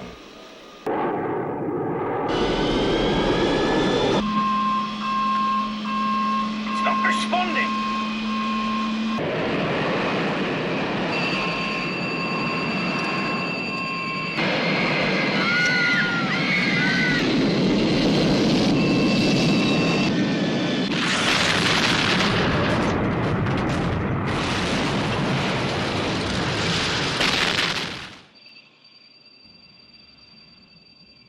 That looks great for 1978. That's a good bit of miniature work there. That's a fantastic look at that. Yeah, I mean, that's the stuff that I remember right there, mate. Fond memories of this one. But unfortunately, I probably don't really remember much else apart from that. So I'm probably not the best to grade this one. But I do remember, if I'm remembering correctly, I remember the plane stuff. I remember Richard Burton because he's always very, very good. But I do remember the rest of the movie being a little bit dull. But maybe that was because I was too young. Did you find the movie scary? Do you remember finding it scary? Because as a kid, this movie used to scare me, man. It used to scare me bad. Yeah. Do you And it's a remember PG. It's a PG movie as well. PG. Do you know there was a couple of those type of movies that I remember at the time? There was the Medusa Touch, and there was also a film called The Survivor with Robert Powell, where he was the only survivor from this plane crash. And I think I remember that being about the same time. And I remember the premises of these movies actually being more scary than the movies themselves, if you like the premise. So is it scary? I don't remember it being scary, mate, but I certainly remember being scared by the actual premise itself. Yeah. So this look, I'll say I think this is a really, really good movie. I mean, any movie that you watch when you're a kid and you still remember it when you're 40 odd years old, I'll give it its due for that. And this movie always stuck with me. I think I watched it again just a couple of years ago. I think I did a video on it on my channel somewhere. But this is just a solid movie about a guy with psychic abilities who has like the power to create disasters. And Richard Burton, I don't know, I find him quite scary. Just his eyes. Yeah. And I don't know. I don't know what it is about it that is scary. It's just I don't know. It's just a weird tone to the movie where it just makes you afraid. And even like at the end, like there's a big scene in a cathedral where he makes the cathedral collapse. And instead of it being like an exciting thing, it's like it's scary because the guy's got this power that he can unleash at will. Wow. And I just find that quite terrifying. And the very end of the movie, he's like he's in a bed full of bandages, and he's asking for a pen, and he writes the name Windscale, which is the name of the old nuclear power plant. Like that's the next thing that's going to go he's going to make that thing blow up, and then it finishes, and you're like, oh my god, that is so scary that this guy has the power to get planes out the sky. And and they show him when he was a kid and he killed his parents. His parents said something he didn't like, and it was like off the cliffs of Dover or whatever, and the car was there, and they were looking off the cliff, and he made the car roll, and it rolled and pushed them off and hit them and knocked them off the cliff. Holy shit! Just that power, like someone having that power, is just a scary thought, man.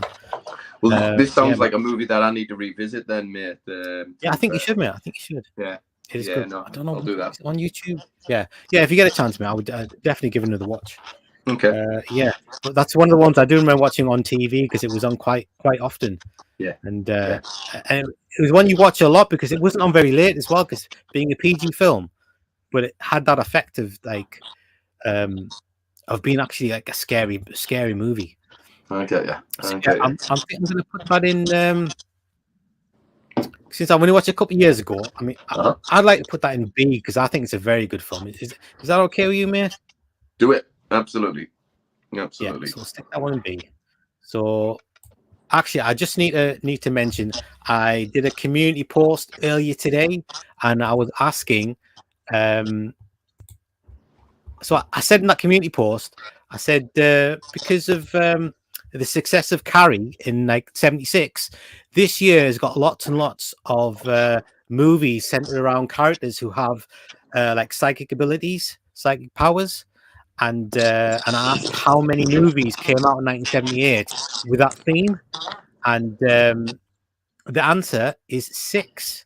So we've got the Medusa Touch, because the guy's got telekinetic powers. He can make things happen. And the second one is the Fury. Third one, Eyes of Laura Mars. Fourth one, Initiation of Sarah. Fifth one, Jennifer. One is Patrick. That's 6 movies in 1978, all revolving around like telepathy and psychic abilities. So yeah, I thought that was quite interesting. That is. Right, Vasi, you don't get many movies like that these days. No, 2 seconds. I need to go and get a different power cable. Sorry about my technical issues today, mate. I'll be 2 seconds there. No, mate. No worries. I'll see if there's any comments. Okay.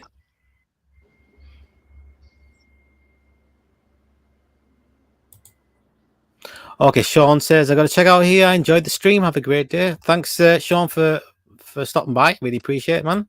I hope you're doing well.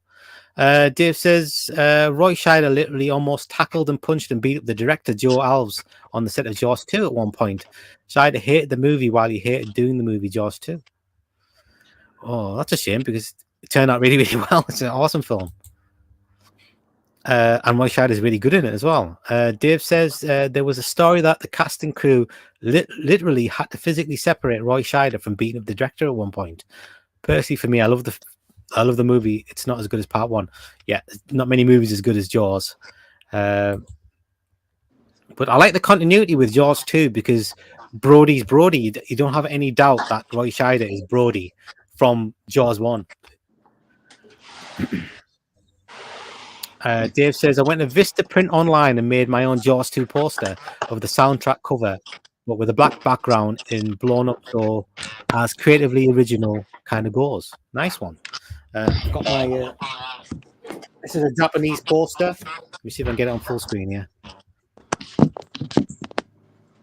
Is it Japanese poster of get rid of that, hide that. The Jaws 2, that's the Japanese poster. I love that poster, which is man. pretty awesome. Yeah. Yeah. And that is atmospheric as fuck, that, isn't it? Totally. Not even in the movie, just the fin, like I was saying, that fin, man. Gets a lot of mileage just for that bloody fin. Absolutely. Do you know Jaws is one of them movies that keeps on inspiring artists today to create new artwork for it. Some of the Mondo posters that are available for Jaws and Jaws 2 are phenomenal. And they're just using stuff like the yellow barrels rather than the actual shark itself. And they're phenomenal. Absolutely phenomenal. Mm.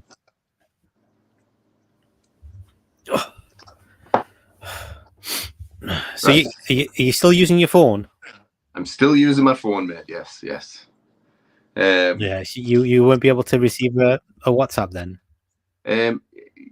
I'll be able to receive it, but I'll just have to move the phone. So as long as you guys don't mind me moving the phone every now and then, yeah, no problem. Right. Okay. Right. So right. In that case, so in honor of how do I get this back on again? Is that the one? All right, there you go. So in honor of there being so many psychic based movies in 1978, I want to do a little test, Pete. Okay. So what I've done is I've got some ESP cards. Let me get them on the screen. I've got some ESP cards here, and what I'm going to do is I'm going to take a picture of one of these cards, okay, and I'm going to WhatsApp it to you. But don't look at it. Okay. And you need to just look at me and look into my mind and guess which card I've chosen. And then I'll do the same with you, okay? Okay. So I actually have an intro for this because I have intros to everything. Let's get that on.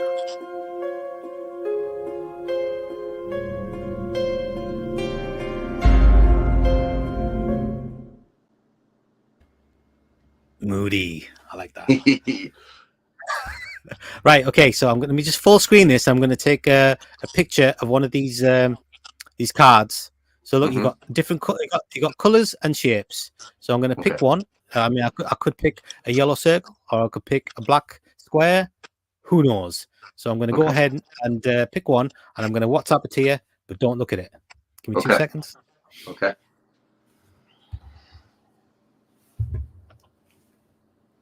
Just getting my camera. These little social experiments. This is cool. Peter. Right. I wonder if I make this full screen for myself. Oh, there you go. It's better. Right. Which one shall I pick? Right.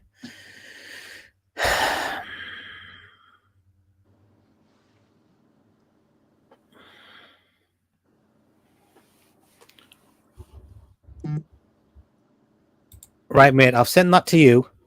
Okay. Right. Now, what I'm going to do is, right, you just have to look at my face. I'm going to put my face on full screen. And you just need to look at my face, look into my mind. Yeah. And all I'm going to do is I'm just going to think about, let me put myself on full screen here. Yeah. I'm just going to think about the card that I've chosen. Okay. And I want you, to look into my eyes not around the eyes, into the eyes. Okay. And I need you to read my mind and tell me what card I've chosen. Okay. Okay. I'm emptying my mind of everything else, which is not hard to do, and I'm just thinking about the card, nothing else. Can you see my eyes, Pete? Got it. Yeah. Ooh, right. Okay. Okay. Okay. Wait. Okay. I need to think about it. Okay. Right. Need to concentrate now, Pete. Okay. I'm looking at the card in my mind. Nothing but the card in my mind. Right. Okay. Are you getting anything, Pete? Are you getting anything? I've got it. Are you sure? Yeah. Okay. Yeah. Okay. Right. Hang on. Right, Pete. What card have I picked? I think you've sent me 3 black squiggly lines, because it reminds you of the scene from Ghostbusters. Can you go ahead and check your phone, Pete? Okay, dokie. 2 seconds. I just got on WhatsApp. Where are you? Here we go. Oh, Vassie! What did I pick? It's the 3 black squiggly lines, man. Well done, Pete. Was I thinking of Ghostbusters? I don't know why I was thinking that. Let's put it down to psychic ability, Pete. That's your psychic ability there, Pete. Telepathy. 100%. I like that, man. You think you can try the same thing? Yes. Right. Go and put them on screen so I can. You can just you don't have to send it to me. Just keep it in your mind, and I'll read it, and you can tell me if I'm right or wrong. Okay. Right. Yeah. Okay. Right. Well done, Pete. My goodness. Right. I know that I'm going to take 1 in 10 chance. Right. Are you thinking of one? Yeah. Yes. Okay. So you got one in your mind, yeah?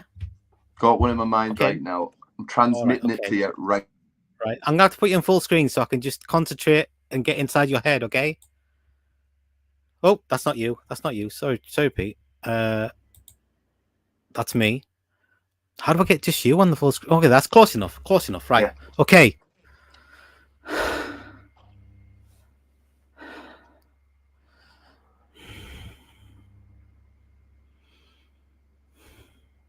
Okay, I'm seeing. Yeah. I'm seeing a star. Yeah. What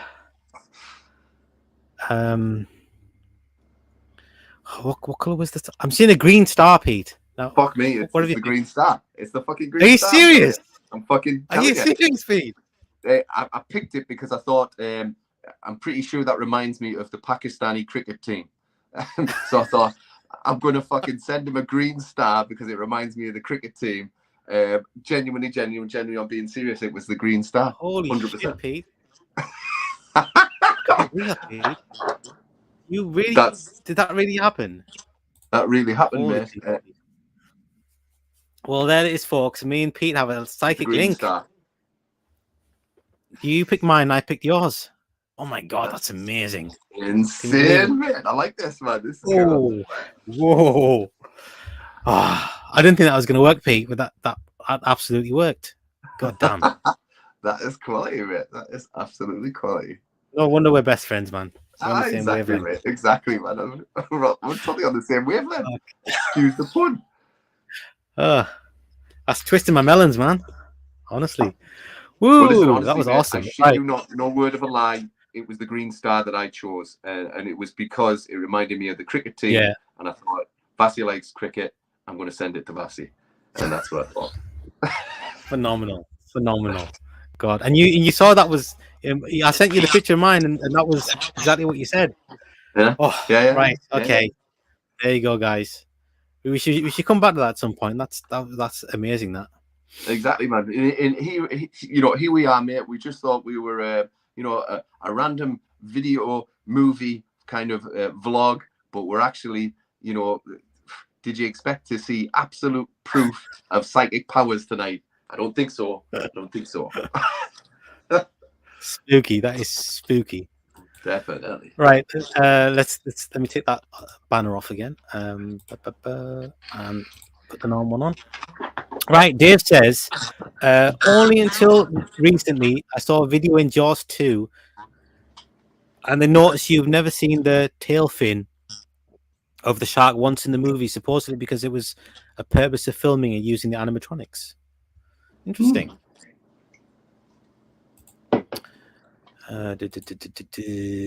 Dave says, plus thanks to eBay nowadays, I have all the Jaws 2 trading cards. I didn't know there was trading cards. Once I actually collect the back then, but don't have any more. That's a shame. But I have a whole new set through the exact same of the exact same cards. Nice one. I know you're a bit of a collector there, Dave. Yeah. I love that poster. I just put it on my Facebook or something again. It's a beautiful poster indeed. Yeah. I saw that and I was like, wow, that's amazing. Yeah. 7 diamonds. No. Maybe he's thinking of a star, shape of a star. But you didn't get the color though. I got the color. Dave says, I wasn't sure exactly which color of star, but I for some reason thought of a star myself. Ironically, oddly, Twilight Zone lol. I probably was leaning towards green star, but I'm not 100%. Dave was also on our psychic journey with us, man. That's awesome. I can read you like a book, Pete. Like a book. Right, okay. So speaking of psychic abilities and telekinesis, our next movie is Brian De Palma's 1978 movie, The Fury, Pete, which I watched just a couple of days ago. I watched it many times. I watched it just a couple of days ago. When was the last time you saw it? I would say a couple of years ago, mate, but I've seen it quite a few times in the past. The Fury's a movie that I enjoy, mate. It's beautiful to look at. It's well shot. Amy Irvin, I think that's her name. She's really good in this movie. And I think Kirk Douglas, if I'm not mistaken, he's also bloody excellent in this film. And I seem to remember that obviously you've got the bad psychic dude or the misunderstood psychic dude. That's son, isn't it? Douglas's son. Yeah, that's right. And I always remember that scene where he loses his shit with his mistress essentially, and raises her up and spins around and the blood's going everywhere. Yeah, totally. Oh, is he gone? Are you cutting out a bit there, Pete? Do I need to use my psychic abilities to get me back on? Oh, there you go. You're back. We're back. Oh, sorry, mate. You lost us. Right. Okay. So I'm going to say The Fury is a good movie, mate. I'm going to put it in B class. B. Yeah. You know what? That connection there, Pete. That's exactly what I was thinking. I was thinking B. I really like it a lot. You know how much I love Brian De Palma, and the Brian De Palma, his fingerprints that are on there are amazing. But the story itself, I'm not sure how well the espionage part of it and the psychic part of it, how much I like that story. I'm not 100% sure I like that. I like the story as much as I like his direction of the story. But yeah, the set pieces are pretty excellent. Like the one in the fairground where he sees the Arabs and then he gets angry with the Arabs and he makes the spinning thing, the carriage fly off and all that business. That's a good scene. And, absolutely. Yeah, and I think the ending is pretty excellent, where she kills the main baddie, which I happen to have a clip of. I really hope I don't get hope this doesn't get taken down because it's a long clip, but it's so awesome. I think it's worth showing. Okay, have a look here. No problem. Fingers crossed we'll be back afterwards.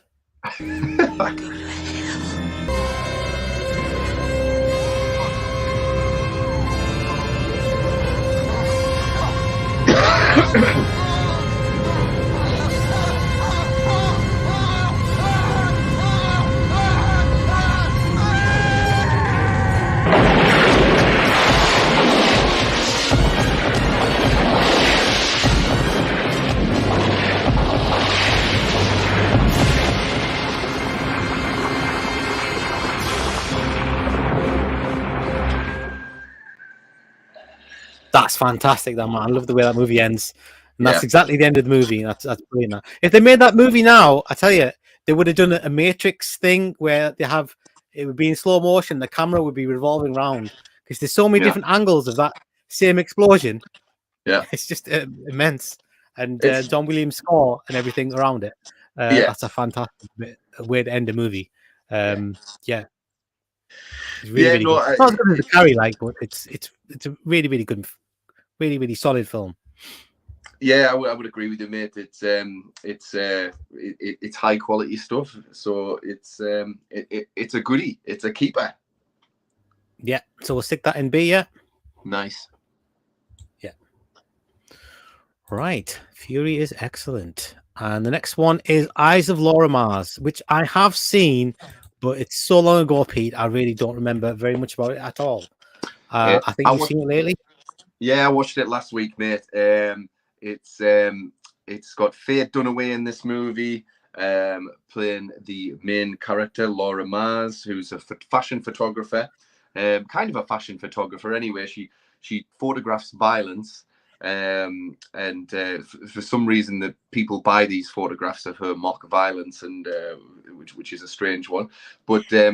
She plays this photographer, and all of a sudden, suddenly she starts to see people being murdered by through the eyes of a serial killer.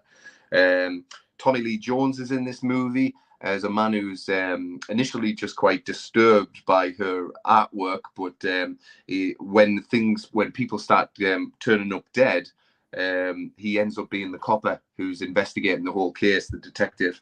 I enjoyed Tommy Lee Jones much more than I enjoyed Faye Dunaway in this movie. She has a tendency to really overact in this movie. There's she doesn't gasp or anything. Everything is, oh no, oh my god, and it's brutal. But Tommy Lee Jones is always good value, even though he's served up a bit of a shit sandwich with some of his dialogue in this movie. It's a movie that I would say it wasn't offensively bad, but there's a lot of bad stuff in there. It's quite well made. Tommy Lee Jones, like I say, he's probably the shining light of this movie. So I'll give this a C. I'll give this a C grade, mate. Yeah. And I think that's about right for this one. It's not terribly bad, but it does have a lot of hammy shit in there, to be fair. And I think it was the same guy who directed Empire Strikes Back directed this as well. Really? Yeah, I think if I'm not mistaken, it's him. So a decent director behind it and everything like that. But it's ultimately Faye Dunaway, who should be the linchpin of the story. Making it believable, making you get behind it. She's actually the weakest link for me. So, and therefore your movie falls down. Yeah. Did John Carpenter have anything to do with this film? John Carpenter, if I'm not mistaken, either wrote or co-wrote this picture. If I'm not mistaken. I only mention it because John Carpenter did a TV movie which is there under Patrick. Someone's watching over me. Someone's watching me. Yeah, and the poster is rather similar to Eyes of Laura Mars. Yeah, with the eyes. Yeah, that's true. That is true, my man. That is true. Right. Okay. The next movie on the list is The Initiation of Sarah. Have you seen that film, Pete? I haven't, mate. I couldn't track this one down. I looked for it, but I couldn't track it down. But you could have just watched it on YouTube, mate. Never mind. No, it was. So look, I watched this. Okay. All right. You didn't see it? Oh, I saw it on YouTube. So look, this movie and the movie next to it, Jennifer, they're both Carrie clones. So I'll just talk about both movies at the same time. And it's basically the both Carrie goes to college. In the second one, she goes to like this preppy school full of rich people, and the rich people don't like her because she's poor, but she's got all these psychic powers. And the first one, she's joining a like sorority, and they don't like her because she's different. And when they get angry, then they use their psychic telekinesis powers to do damage to people. So it's basically exactly like Carrie. Both like the first one's a TV movie, Initiation of Sarah, and Jennifer's another like a PG movie. Yeah. I watched Jennifer. Saw Jennifer. All right. Okay. What did you think of Jennifer? Yeah, I mean, pretty much like what you said. It was, you know, is Carrie goes to college. She's kind of like from, she's got kind of a deep South accent, so already she doesn't fit in, and she gets bullied, and there's some quite nasty pranks played on her. They end up taking a naked photograph and pin it to the notice board, which was a bit of a shit one, to be fair. And then she's I don't know if you noticed, and I'm sure you did notice, that the father was the mother's character from Carrie. It was like a total exactly. That's exactly what I was thinking. Yeah, exactly totally. What I was thinking. Yeah, totally. And she's her powers in Jennifer are snakes. She can control snakes. That's right. And when she exacts her revenge at the end of the movie, there's all sorts of snakes that come out the woodwork, including one that's fucking massive. But you know, even though it's massive, it manages to hide in the back of a car as well. Even though it's massive, like, you know, the size of. Do you remember the Ghoulies 2 we watched with the big ghoulie at the end? It's like that, but a big stupid snake at the end of it. Like, so yeah, I thought Jennifer was enjoyable enough, mate, but nothing great. It's another C grade movie for me. Yeah, and I feel the same way about that and Initiation of Sarah. The only thing noteworthy about Initiation of Sarah was that it was written by Tom Holland, who wrote Psycho 2 and directed Child's Play and Fright Night. So yeah, that's about the only thing that's really noteworthy. It's just basically a TV movie rip-off of Carrie. So yeah, do you want to stick them both in C? I mean, to be honest, Initiation of Sarah just makes a C. It's just it's watchable. That's not much more. Okay. One time. Do it. Stick them both in there. Yeah. Yeah. That'll get to that. C. There we go. And the next one is Patrick, which I have seen, but it was years ago, mate. Have you seen it recently? Or do you remember anything about it? I've seen it years ago, mate. Recently, Australian, isn't it? I watched the remake as well there recently. Say again? It's Australian, isn't it? Say that again, bud. Sorry. It is. Is it Australian? It is. What I remember, it is. Yeah. What I remember about this, mate, is just literally it's eerie. And I remember the scare at the end where obviously Patrick is staring away, and he's quite a scary dude. But apart from that, to be honest with you, mate, I remember the remake a hell of a lot more than I remember this, unfortunately. So I couldn't grade it, but I know that a lot of people really love Patrick as a movie. So yeah, it's one that I probably can't grade. So what do you want to do? Should we just put it in C? Because I remember being fine. I don't have much of a memory, but I don't remember not liking the movie. So and I'm guessing you're the same. So we'll stick it in C. That's all feeling, isn't it? There's nothing wrong with it. It's fine. Yeah, I'm cool with that. Because we have both seen it. It's an old movie, so it has been a while. Same with The Legacy, mate. I've seen The Legacy, Sam Elliott and Catherine Ross. I have seen it, and it was. I remember it. I don't remember much about it, but I remember it was fine. I watched it, and it was like, yeah, that was perfectly adequate. Yeah. Do you have anything else to say? I watched it this morning, The Legacy, mate, and I hadn't seen it great. before. Yeah, so listen, I kind of liked it. It had some really good moments in there. The premise of this seemingly stranger getting taken into the English countryside house by a strange man who seems to nominate her to take on his legacy, but that legacy just so happens to be, worshipping Satan. Is an interesting one, and they do the kind of backwards English countryside thing quite well in there. And the atmosphere is quite claustrophobic. Sam Elliott's really good in it as the very annoyed, brash American. So there was a lot of stuff to like in there, mate. But ultimately, when the main lady at the end of the movie accepts this legacy and accepts this future and ultimately accepts Satan, she's she does it pretty easily, to be fair. You know, there's no persuading this woman. She's like, aye, all right, then what? So I'm going to be rich. Yep, I'm going to be rich, but I'll have to, you know, love Satan and that. Aye, all right, then, aye, fair play. And then, you know, Sam Elliott, who's been fighting this the entire movie, you know, she basically goes, come outside, we'll have a chat. And then she goes, you know, so all this is mine now and all this, you know, he's a ring for you. And he goes, oh, all right then. And he just converts like that as well. So that was a bit weird, but yeah, it's a perfectly serviceable C-grade movie, man. Let's get that in there. Definitely. Right, and the next movie is should we check if there's any comments quickly? Okay. All right, Dave says I haven't seen The Fury in a while, but I remember it was kind of okay and good. I'll give it a 7 out of 10, a C minus. Dave says that clip reminded me of a person from Scanners had ants in their pants. Okay. Dave says I haven't seen Eyes of Laura Mars in a long time. It's the thing about these movies from 1978. It's like, yeah, watch them some as far back as when you were a little kid, so you just know that you watched it, but you just like the details just they've gone. Yeah. You know, and all you have is a feeling. It's like, I remember it was okay, and that was about it, or it wasn't very good, or exactly. Yeah. John Carter wrote the script for Laura Mars. Yeah. Right. Okay, makes sense. I saw almost a full review of the movie Jennifer, but I haven't seen the movie.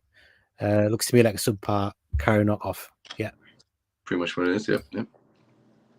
I saw The Legacy on HBO or the movie channel or something way back, and I remember it was kind of good. I give it a 7 out of 10, which is a C. Okay. Right. So the next movie is Long Weekend. I have seen a movie called Long Weekend. I don't know if it was a remake, but it was a lot newer movie than this. Have you seen Long Weekend? I watched it a couple of days ago, this one, mate. I'd never seen it before. Okay. Australian film. Now, the straight off the bat, you know, throughout the course of this movie, it's beautifully shot, this film. The cinematography is absolutely gorgeous in it as well. Some of the very kind of, it's got some real kind of Dean Cundy shots in there, slow pans into people's faces when, you know, dramatic stuff's going on. The sound design. Can you carry on, dude? I just need to nip out for 2 seconds. Yeah, of course. The sound design is also pretty awesome in this film. So basically, the story of this film is a couple who have gone through a traumatic event. The lady has recently had an abortion. She was carrying a child of, I believe, a neighbor / family friend who she's had an affair with. So her and her husband are trying to patch things up, if you like. So they go away for this long weekend. He convinces her to go camping. She doesn't really want to go. And to be fair, you know, the relationship between this couple, certainly as the movie progresses as well, you know, the kind of a couple, their relationship is toxic, you know, that should definitely be walking away from each other. In this movie, there's no future there, but they decide to give it one last go in a bid to try and save their relationship. Now, straight off the bat, at the beginning of the movie, the film sets up the couple's relationship with nature. And when I say relationship with nature, I mean the neglect of nature. They are very careless when it comes to looking after their surroundings, looking after animals. This couple have this dog all the way through the movie, and I swear all the way through the movie, all they do is slag this poor dog off. But on the way driving over to the campsite, they knock over and kill a kangaroo, and they get there to this campsite, and it's quite idyllic, it's quite picturesque. But the more they abuse the nature around them over the course of the movie, it becomes you become, as the viewer, acutely aware that nature has a problem with them. And slowly but surely, nature is plotting its revenge against the couple, which it ultimately gets. It's like I say, it's a beautifully shot film, but it is a very, very slow burn. I'm not sure what the runtime is. Pete, it sounds dull as fuck. I've got to say, it sounds dull as anything. but it Sounds does super feel dull, long. doesn't it? Yeah, no, it's honestly it's an atmosphere film is what it is. You know, yes, there's a little bit of carnage in there, but it's all about the journey from them to get to the carnage, if you like. It looks better than the movie actually is itself. You know, it's a C-grade movie. Had the movie been able to provide characters that you that were a little bit more likable and present you with a little bit more carnage, maybe, then you know, it's made so well. It could have been up there, you know, S tier or somewhere like that. It's a missed opportunity, a massive missed opportunity for me, this movie. But I can certainly imagine The Long Weekend being, you know, very popular in art house horror cinema. It's just not. So where does it go? I'm going to say C, mate, and C purely because the you know, the direction, the look, the cinematography of this movie is first class. Right. Okay. There it is in C, and let's have a look. The next movie is Magic. Magic. You like this film, Pete? I do. I watched Magic last year because I hadn't seen it in years. And Anthony Hopkins' performance in this movie is just absolutely spellbinding. Like he's yeah, in everything. To be fair, oh, absolutely. I mean, he invokes empathy and is terrifying in equal measures at the same time. And I don't know how an actor can, you know, pulls that out the bag, but he does this so many times within the running time of the movie Magic. I think it's a great film. It's creepy. I wouldn't say it was scary, but it's certainly creepy. I'm going to give this, let me see, B. Yeah. I don't think I liked it as much as you, Pete. I mean, it was interesting enough. I had seen it quite a long time ago. I didn't have much memory of it. Just watched it last week. Was it last week? Maybe just be a few days ago. And yeah, it was a good watch. The performances were good. He was good. I couldn't quite work out, is the puppet actually alive, or was he controlling it? I still couldn't work it out at the end. Could you explain that? Yeah, I think if my memory serves correctly, it's purposely ambiguous, but because there are scenes that allude to the fact that the puppet is a complete separate entity, and yet there are scenes that say the opposite as well. So it's one you make your mind up as the viewer. It certainly leans towards the puppet's got a mind of his own, but Anthony Hopkins is equally, you know, messed up in this movie. So yeah, it's depends how you're watching it, I guess. Yeah. Well, you seem to like it more than me, but so I'll defer to you, and we'll stick it in B there, mate. All right, mate. Yeah, I know a lot of people really are like big fans of the movie, but I liked it. I liked it a lot, but I didn't think it was brilliant or anything. But no, there you go. And the next one, Pete, is Mardi Gras Massacre. Have you seen that movie? I haven't seen the Mardi Gras Massacre, mate. But dude. Oh, yeah, I've seen the movie, and let me tell you, the first things first. Yeah, there's no massacre in it. Okay, like 3 people get killed in the movie. 3 people. That's not massacre in my books. I just watched it a couple of days ago, and did I write your notes for it? I did. Look, so there's 3 kills in the movie. Okay, it's set in New Orleans, and this evil-looking, well-dressed Aztec god worshipper, he picks up hookers and takes them back to his flat. Like he lives in a hotel, but he's got this like this special room that's soundproofed, and he's got like an altar there, and he sticks them on the on like a bed in front of the altar, and he ties them up and cuts them up and takes out the heart and offers it like as an offering, as a sacrifice to this Aztec god to get power. He's like dresses up in like in ceremonial garbs and a mask. And he does that over and over again, like 3 times. He did it 3 times, and the cops are trying to find him, and the cops are a bit useless. It's super low budget. And after he's killed them, he dumps them on the rail tracks, and the acting is really bad. It's quite a sleazy movie because it's like there's lots of stripper dancing and he strips them naked before he ties them up. So if you like lots of nudity and stuff like that, you might dig the movie. But Okay. I tell you what I thought though. And to be honest, the music, man, was like a porno. Like the music in it, it's like very low budget movie.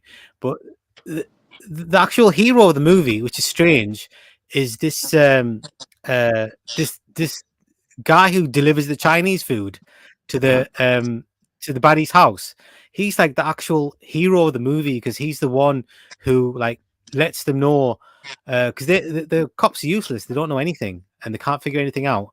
And he's the one who kind of like figures everything out and tells them where the baddie is.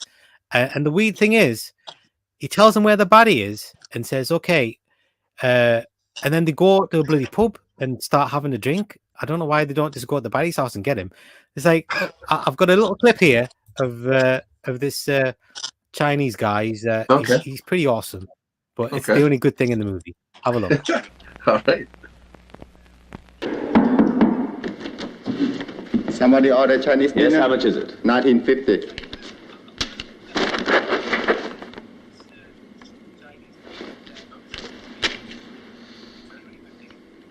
Thank you very much. Thank you. Bye. Hey. Hi. This is a sketch of a ring. We're looking for the guy who owns it. You ever see anything like that? Yeah. Where was this? 620 Madison Street. 620 Madison Street. Uh-huh. What apartment? Oh. How come you remember all this? A guy give me a $10 tip. Okay. You sure? Mm-hmm. We'll go check it out. Thanks. Okay.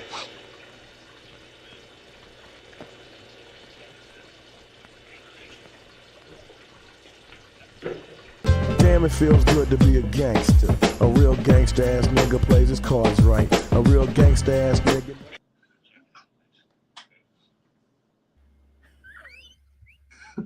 This is awesome. He's the best thing in it. He's only in like them two scenes. But he's wicked, man. $10 tip. He gave me $10 tip. He's like, he goes, have you ever seen this before? But that's the standard of the acting. That's the Right. standard of the acting. I'd edit it a bit because there's lots of like uncomfortable pauses in the movie. I don't know why they left them in. It's like all the time, like they talk and then there's big gaps of silence and then they talk and then it's a really badly made movie. But that Chinese guy makes it worth watching. The Chinese guy needs a movie of his own, man. Yeah, man, he's a gangster. Right. That is The guy, the cop had to repeat everything he said because he said it in such a strong accent.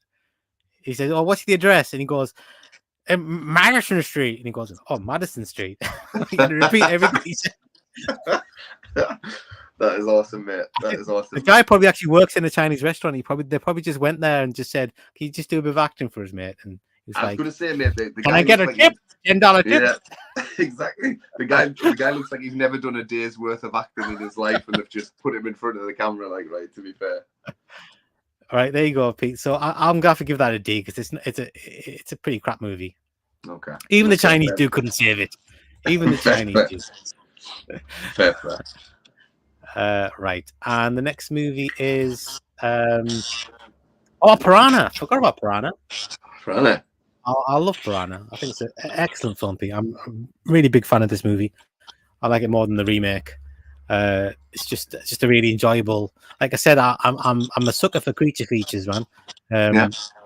Like nature run amok sort of things, and this is a great one, man. It's no Jaws, but it's in its own right. I think it's an excellent film. What about you? Mate, I like Piranha for sure. I don't have a vivid memory of Piranha because it was so long ago when I saw it. On TV. But I remember it holds up, man. If you watch it again, it holds up. It's really well done. I certainly remember when it was on TV, and the first time that I ever saw it, I remember being like Jaws afraid of Piranha. It got me like the sound effects in it. In the bubble water and I don't have a vivid memory of it, mate, so it would be unfair of me to grade this, but I have to say what I remember is good, and I remember having a really good time with it, and also when I was a kid being slightly scared of this movie as well. So I'm going to let you grade this one, mate, but it's certainly I remember it being a good movie for sure. Yeah, dude, I'm gonna stick it in A. While it's not as good as Jaws 2, I think it's still an excellent movie, almost as good as Jaws 2, in my Fair, opinion. fair. Yeah, I love this film. I think it's wicked. Nice. Really good. So yeah, Piranha goes in A tier, and the next movie is Someone's Watching Me. So you said you didn't get a chance to watch that. Is that right? That's right, mate. No, I couldn't find this one. I was sad and to about be this honest, one because it's a John Carpenter film, and I'd Yeah. really like to see it, but never mind. Totally. Yeah, I'll be honest with you, mate. It's like I've got a feeling, I'm pretty darn sure I have seen it, but I remember nothing about it, nothing at all. Yeah. Not even the feeling of if I enjoyed it or didn't. I just kind of know that I'm pretty sure I've seen it. So Yeah. we're gonna have to stick that in not seen. So is that gosh, that's our first not seen. Wow, we've done That's really pretty well. good, mate. Maybe we should do all these. Give 2-week breaks. Give us a chance to watch all these films. I don't know, man. Exactly. The next one is Summer of Fear with Linda Blair. Have you seen it? I watched this 2 days ago, mate. Yes. It's, Hey, I watched it too. A while back, but I watched it too. It's Wes Craven, isn't it? That's right. It's a Wes Craven movie, mate. Yeah. It was one of the Wes Craven movies off that production line that he was pumping out, because I think I think he'd made it just after Hills Have Eyes or something like that. So okay, yeah, it was fairly it's a proper pumped decent out. film, don't you think, Pete? Proper decent film. I really liked it. I quite like kept this me watching. one. Kept me watching all the way through. Yeah, you know what? It's I know it was not supposed to be funny, but there's a lot of laugh out loud scenes in it. There's a bit where a fucking horse goes mental because you know the bad lady makes the horse go mental, and it's supposed to be Linda Blair on a horse, but it's clearly a dude, and the horse fucking falls over, and the horse falls directly onto the stuntman and rolls over the stuntman. And I have to say, and they keep it in the movie, right? Go back and watch that scene, because I'm telling you that stuntman didn't get up after that stunt. Like, I'm telling you, it's pretty much the most horrific thing in the fucking film, you know. Genuinely shocking, that scene. Like, but the rest of it, mate, I found it's kind of funny. It's Linda Blair, you know. She was relegated to TV after getting caught buying cocaine. So, is that right? I didn't know. One of the kind of olive branches, if you like, was Wes Craven's Summer of Fear, which she took to try and resurrect her career. It's a fun movie, this one, mate. I liked it a lot. You know, it didn't really seem to have much scope or much of a budget. And the best thing about it is towards the end, you know, she has kind of like neon eyes, and she's like, and they use that quite a lot in the movie, her neon eyes. But yeah, listen, it was fun. It was charming. And the actress who plays the mean girl, she's really cool, man. She's really good in it. But yeah, I like this a lot, man. I'm going to give this one a B because I had a good time with this, mate. I had a lot of laughs. I know I wasn't supposed to laugh, but yeah, absolutely. But if any of you guys haven't seen this, I urge you to go and watch the scene where the fucking horse falls on the stuntman, because fuck me, that's horrendous. All right, let's stick that in B then, Pete. I'm happy with that. Nice. Yeah, I remember when I watched it, like I was like, I had to stop watching it, but I was like really wanted to go back to see what happened. It was like it had me engaged. Like I was like hooked with watching it. And the next one is Terror, Pete, which I have not seen. It's one of the ones I tried to download. I think I got like 20% downloaded, and it just stuck there. And so no, I haven't seen this one. Have you seen this one? I've not seen this one, buddy. No, let's get it stuck in not seen. Yep. And the next one is The Shout. Have you seen The Shout? I've not seen this one. I couldn't even find it either, mate. All right, I did see this one, mate. This is a British movie. It's got Alan Bates is the main guy, and it's got Tim Curry's in a small role, and John Hurt's like the co-star.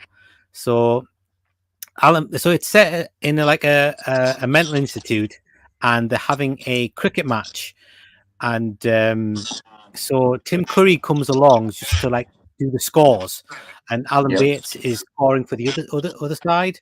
So they start chatting while they're inside the box because they're putting up all the scores. And John Hurt goes to the crease, and Alan Bates says, "You know that guy there? I've got a story about this guy. Do you want to hear it?" And Tim Curry says, "Yeah, go for it."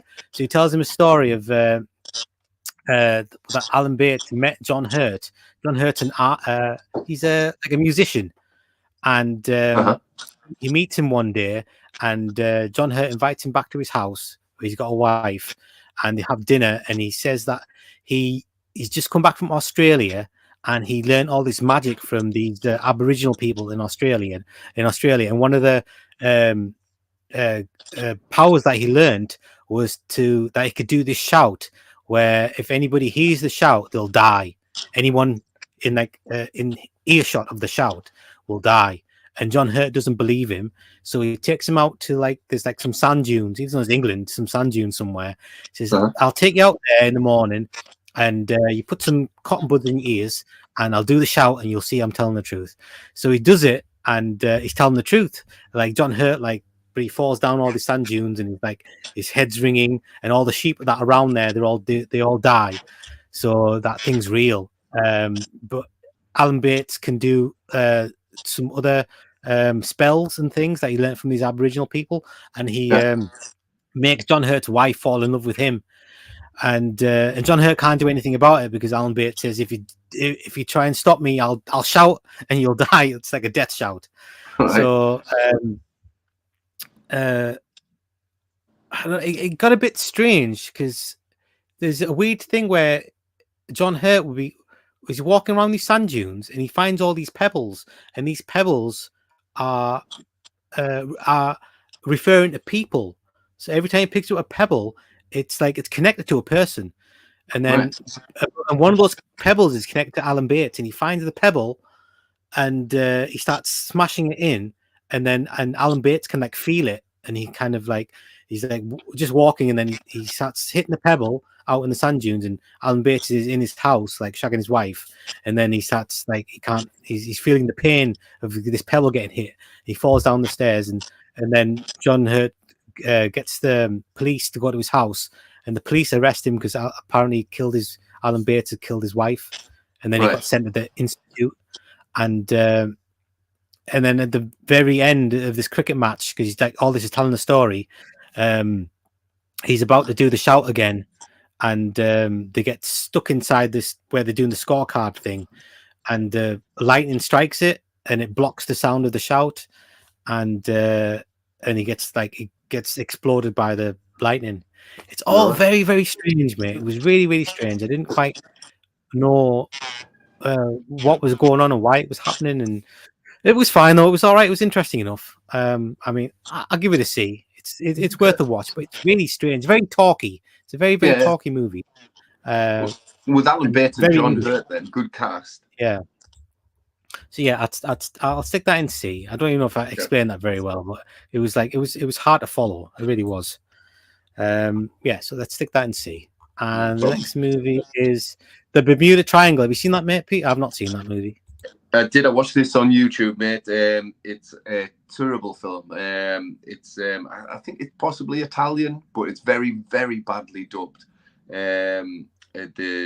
Everything about this movie is shonky, I thought, but quite amusing at the same time. It's kind of it's so bad it's good. It's I would probably say The Bermuda Triangle is one of those movies if you've got a bunch of guys around and you just want to laugh at something that's quite bad, The Bermuda Triangle would be the movie. So I'm going to give this a D, mate. A D. It D. Was yeah. Doing that.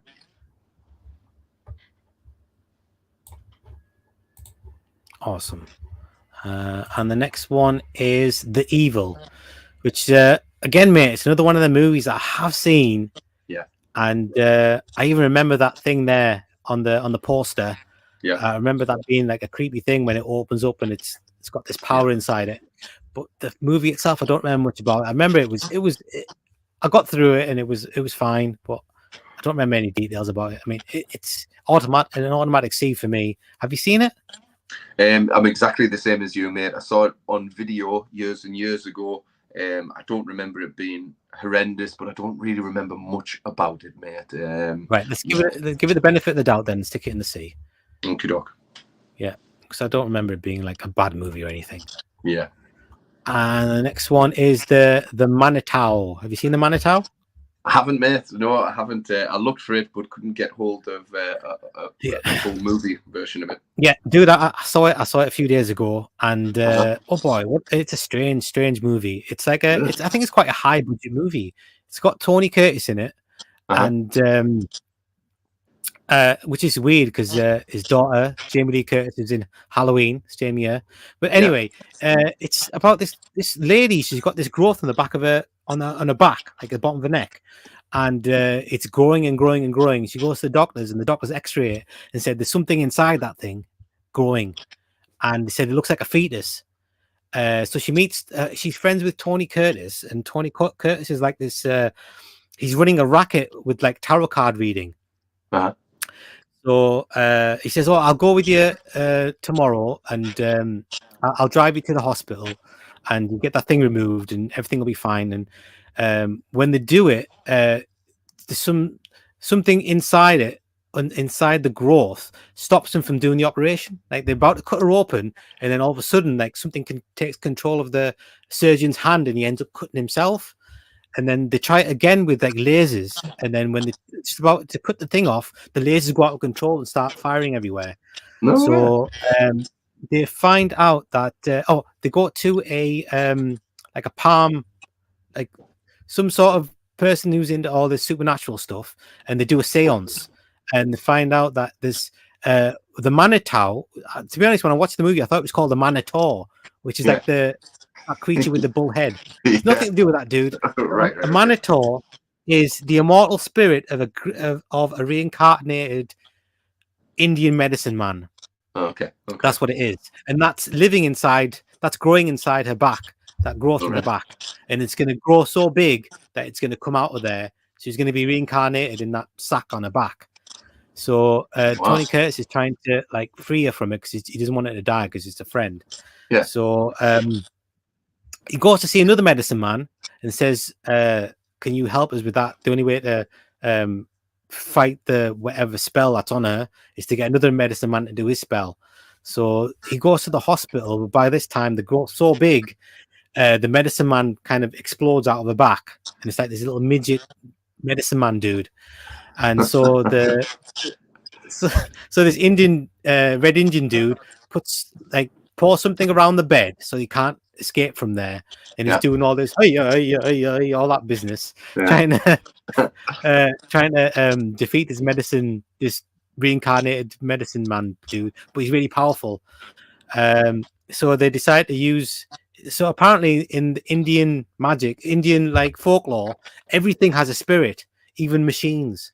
So they said, "Oh, we're in a hospital. We've got all these powerful machines. Let's get the spirit of all these machines. We'll use that power to get rid of this medicine man." And they do that, and they manage to get rid of the medicine man. It was bonkers. Really, really strange movie. Burgess Meredith is in it for about 10 minutes. Right. But it's weird at the end. It's like it goes all bloody Star Wars. It's like there's like lasers firing everywhere, and it looks like they're in space. She's sitting in bed in space, and she's like doing all this, and like all this like lasers are coming out of her hands, and she's like firing at the proper like Star Wars. Honestly, man, it was so weird. That's awesome. It does sound awesome, but it wasn't. It wasn't at all. I couldn't wait for it to be finished. It was not very good. I've got to stick it in D, mate.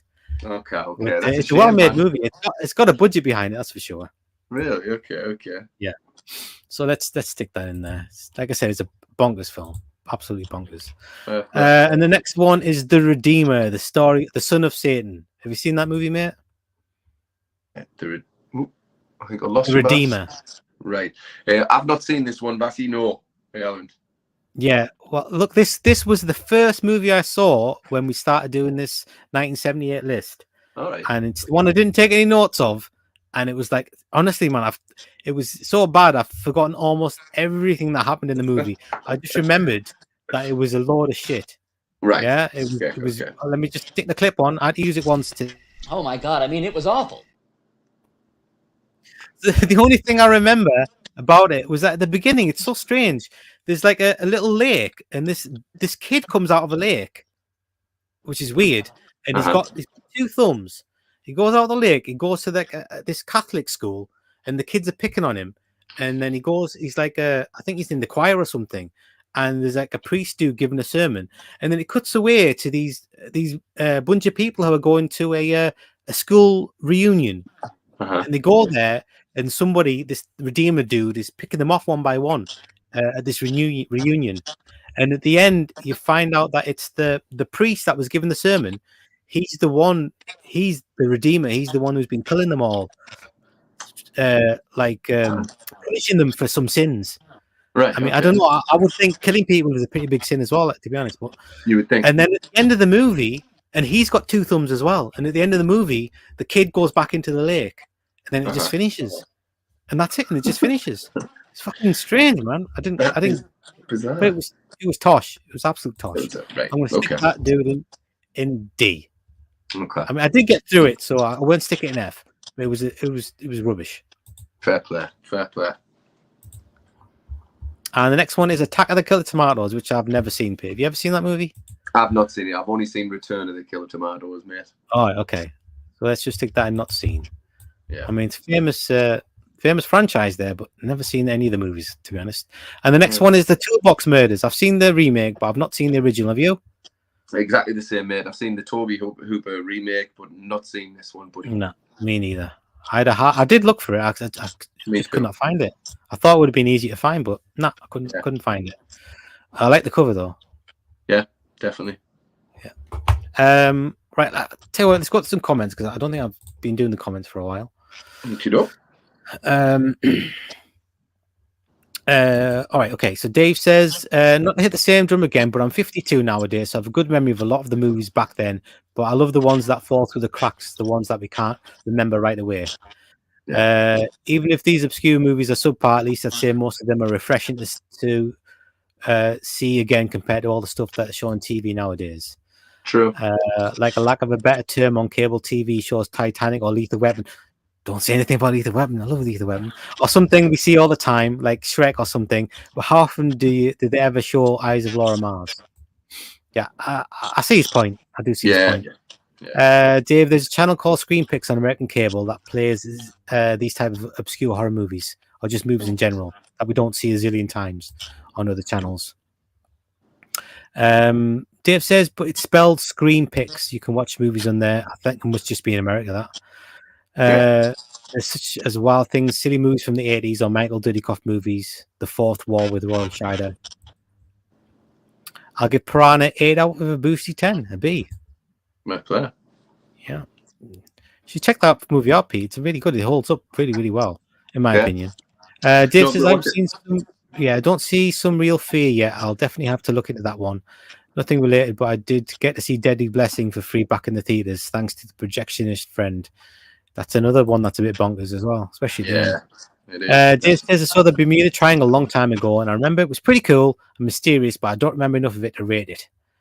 I have to rewatch it again.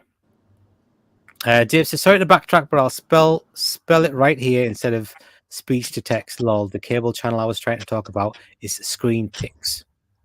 Okay. The Manitou I remember was kind of okay, but I think I'll give it a C, a 7 out of 10. Dave says, I thought for a second that movie, The Manitou, you said that the guy was recarbonated. Obviously, I was wrong. Yeah, reincarnated is just me. I can't talk.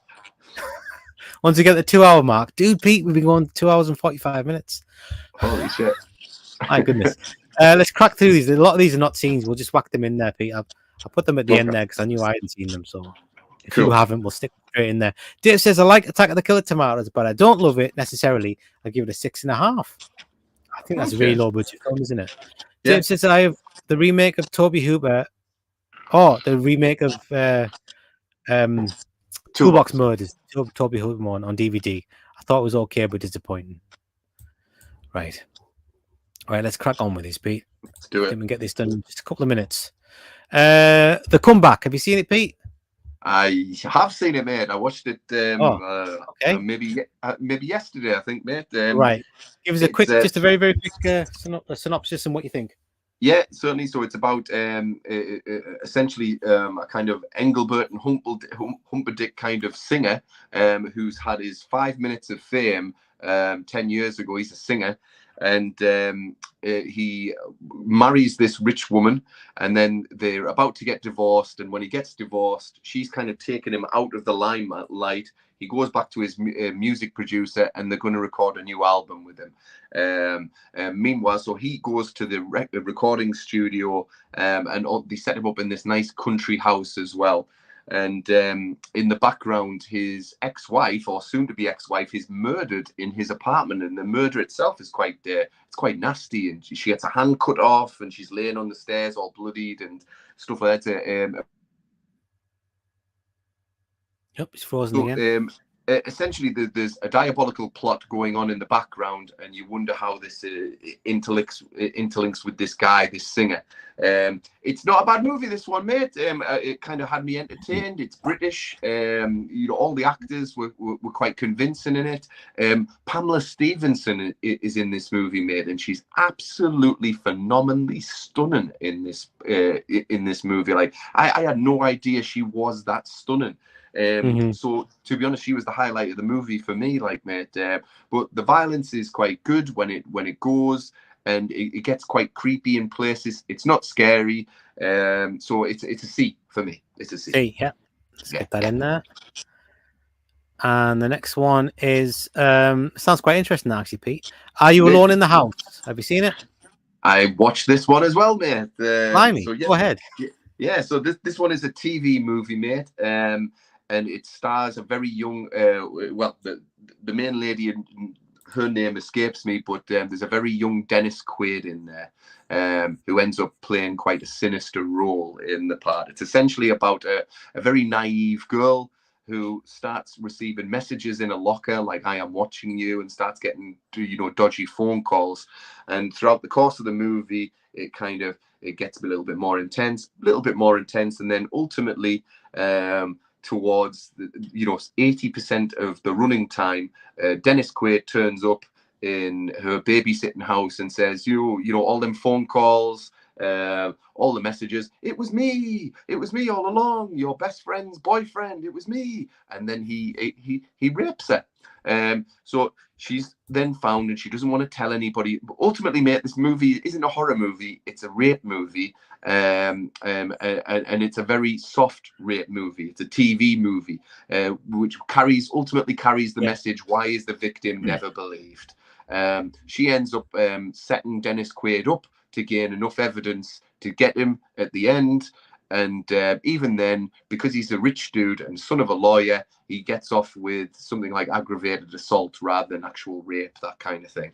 And she looks at the camera, and she has an internal monologue that says, "I wonder why they treat the perpetrators better than they do the victims." And then the fucking movie ends. It was a strange old TV movie, mate. It's not terrible. It's a C. It's a C. It's a C. Yeah. It's I figured that. Yeah. From the poster, they're selling it as a horror film. Look at that, man. The poster. Yeah, it's not a horror film, man. It's not. It's not. Although it is quite amusing when Dennis Quaid comes clean, because he puts his telephone voice on. He's going, "It was me all along," and she goes, "You," and I'm like, "Of course it's him, man. Of course it's him." Anyway, yeah. Right. Okay. So I've put that in C, and the next one is Alucard. Have you seen that? Nope, never seen this one yet. Yeah, no, I've not seen it either. I watched the trailer. It's a Mexican film. Right. Didn't look very good, but okay. Like I said, we've not seen it. We'll stick it in there. Okay. Blue Sunshine. Have you seen it? Nope, not seen this one, buddy. Never even heard of that one. Grapes of Death. Not seen this one, buddy. Get that in there. Killer's Moon. Nah, never seen Killer's Moon, buddy. Right. Okay, look, Martin was made in 1976, but didn't get a wide release until 78. Right. But, I don't know. Do we stick it in this, or do we save it for 1976 if we ever do that? Yeah, save it for 76. Yeah, let's stick that in there, even though I have seen it. But because it was made in 1976, so we'll stick that. Mirrors. Have you seen Mirrors? Nope, not seen Mirrors. No. A lot of these are pretty fucking obscure, I've got to say. Yep. Nurse Sherry. I managed to watch Nurse Sherry, mate. Really? That's a surprise. Yes. Go on. So Nurse Sherry is a possession movie. The movie Is it? starts off. Yeah. The movie starts off with a cult, if you like, and this cult leader, this kind of like middle-aged skinny man, convinces this couple that their diabetic son no longer needs insulin.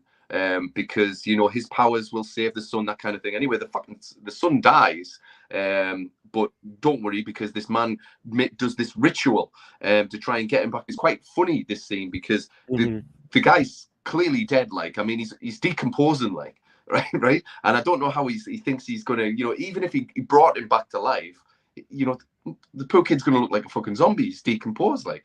So he does this chant thing and all this, and the body twitches a little bit, and then halfway through the chant, this cult leader has a heart attack, mate, just falls down, right? So fast forward to the hospital where this cult leader's being taken. He manages to have an encounter with his life force into Nurse Sherry, who essentially ends up being, ends up becoming kind of a possessed temptress, but with the personality of a man inside a body, which is quite a strange thing. Yeah. And did you know when Nurse Sherry talks in a demon's voice, that kind of thing? It's not even a demon's voice. It's just the guy's voice. So she's like, she's dressed in like skimpy outfits. It's an exploitation flick. But she'll be like that. Hey, what do you mean? And stuff like that. It's really, really fucking stupid, man. And then the end, she's killed a few folk, but she manages to convince people around her that essentially it wasn't really her fault. And they burn the body of the cult leader, and that frees the spirit, and the spirit leaves Nurse Sherry, and she gets sent to a mental asylum, essentially, to rot, because ultimately she still has killed people, even though there was somebody inside her. It's a bad movie, this, mate. It's a bad movie. I found it quite funny, because do you remember those movies, mate? They were like top shelf carry-on knockoff films, like Confessions of a Window Cleaner and Confessions of a Driving Instructor and all that. It's the same kind of sleaze, man. To be fair, there's funny stuff in there, like I said, the cult leader bits are really quite funny, but ultimately it's a -1 movie. It is. Okay. Yeah. Oh, that's the wrong. Is that what have I done with it? Where have I put it, dude? I don't know. I've lost it. Fucking lost it, dude. No, there it is. There it is. You put it in. Go up. Oh yeah, there you go. It belongs there, yeah. Yeah. All right, okay. 1 minus. Oh god, only F tier movie. Wow. Sherry, I'm glad you watched it, not me, Pete. No. Right, so that's all the movies. Let's take a bit better look at that. Okay.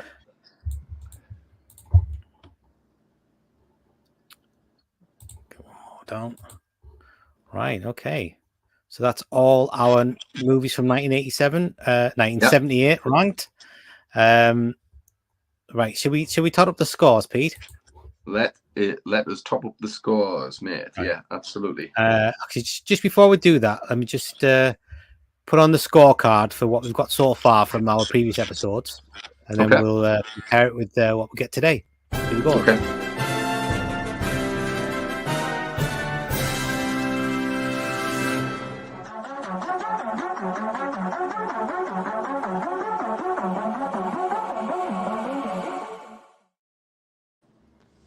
Right. So 50 is the score to beat at the moment. So let's have a look at Pete. So S tier 5 points is we've got Dawn of the Dead, Halloween, and Invasion of the Body Snatchers. That's 15 points. Okay. In A tier, we've got Jaws 2 and Piranha. That's 6 points. Okay. In B tier, we've got Coma, Omen 2, The Fury, Medusa Touch, Magic, and Summer of Fear. That's 2, 4, 6, 8, 10, 12 points. Okay. Yeah. And in C tier, we've got 1, 2, 3, 4, 5, 6, 7, 8, 9, 10, 11, 12. That's 12 points. Okay. And D, 0 points. Doesn't matter how many is there. And F is -1 for Nursery. And what's our total, Pete? 44 points, mate. 44 points. 44. That's weird, isn't it? Okay. So let's have a look at our leaderboard. I've got a little thing there for that as well. No problem.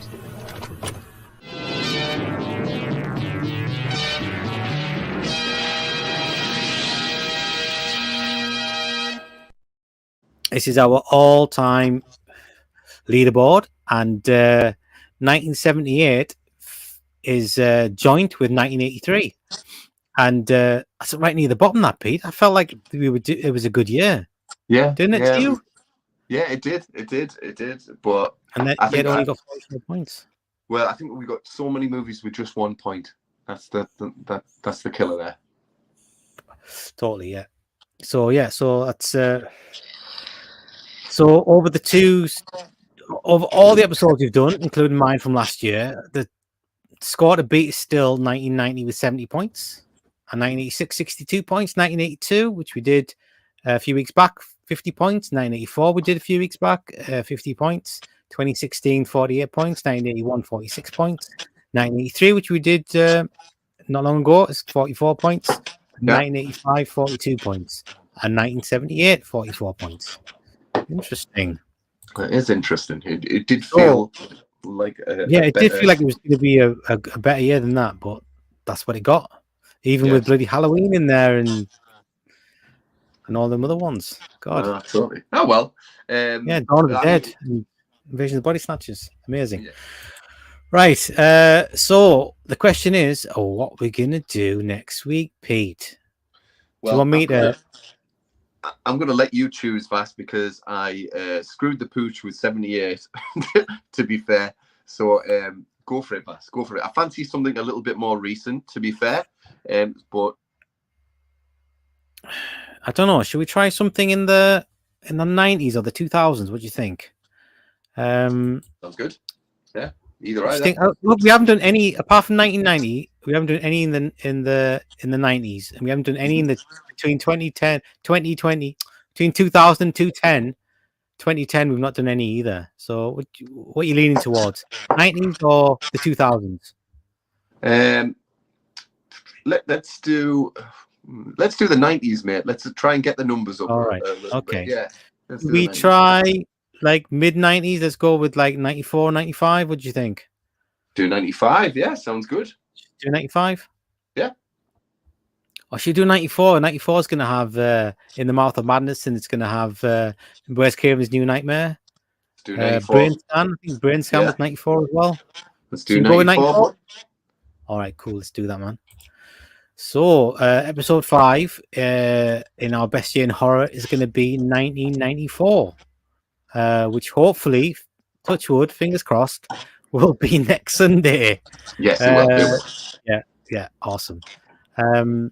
God, it's 2 weeks till Christmas, 1 week till Christmas. Yeah. I don't know, Pete. You know what it is? We were saying we should do something for Christmas. Yeah. Already, man, I've seen a whole bunch of videos with people doing the 12 best Christmas horror films. Shitload. Yeah. I don't know. Are we going to do the same thing? We want to do the same thing? Why don't we, mate? Right, just do as we've been doing as normal, and then the one closest to Christmas, we'll chuck in our top 3 Christmas horror movies. And just as a little side thing. Yeah. Oh, incidentally, Vass, check this out. You see that? Oh, nice. Screwed. All Christmas movies. Wicked. Christmas movies, man. I noticed it's got Lethal Weapon in there as well, man. Yeah, I was thinking Lethal Weapon shouldn't really be in there. It's not a Christmas movie. I know it's set at Christmas, but it ain't a Christmas movie, dude. I feel, listen, yeah, you're right. I mean, Die Hard feels like a Christmas movie. I mean, ultimately, Die Hard is an action movie first, and it's probably the best action movie ever made. Don't get me wrong. But it's a movie that I'll watch religiously on Christmas Eve. Like, I even put, yeah. With me and the family, we watch Die Hard every Christmas Eve. Like, I even purchased one of those. Do you know them Advent calendars? So it's an Advent calendar of Nakatomi Plaza, and every day you move a fallen Hans Gruber down. So it's only Christmas when Hans Gruber hits the fucking deck of Nakatomi Plaza. And I'll send you a wee photograph. It's brilliant, man. eBay, beautiful eBay. So, yeah, I've never heard of that. That sounds wicked. I'll send you a photo of it, mate. It's awesome. I've also got a Christmas tree decoration. It's just Hans Gruber like flying like that, going with his gun in his hand. So that's hanging off my Christmas tree as well. Nice. Yeah. It was Christmas Vacation on your T-shirt there. It wasn't, was it? No, it is. Yeah. It is. That one there. So you've got. Oh yeah. Trading Places, Batman Returns. Yeah. I don't know about Batman Returns. Yeah, I don't know about that either. Yeah, Lethal Weapon, It's a Wonderful Life, Christmas Vacation, Gremlins, Scrooged, and Die Hard. No, good man. That's weird. I watched Christmas Vacation like last week. Big fan of the movie. Saw it the pictures. I liked it ever since. I tell you what, man. The last like 20 minutes of that movie, it's not good, man. It's not good at all. From when the squirrel, when he cuts the tree down after the tree gets burnt. He cuts the tree down from the neighbors or whatever and drags it in, and then the squirrel thing happens.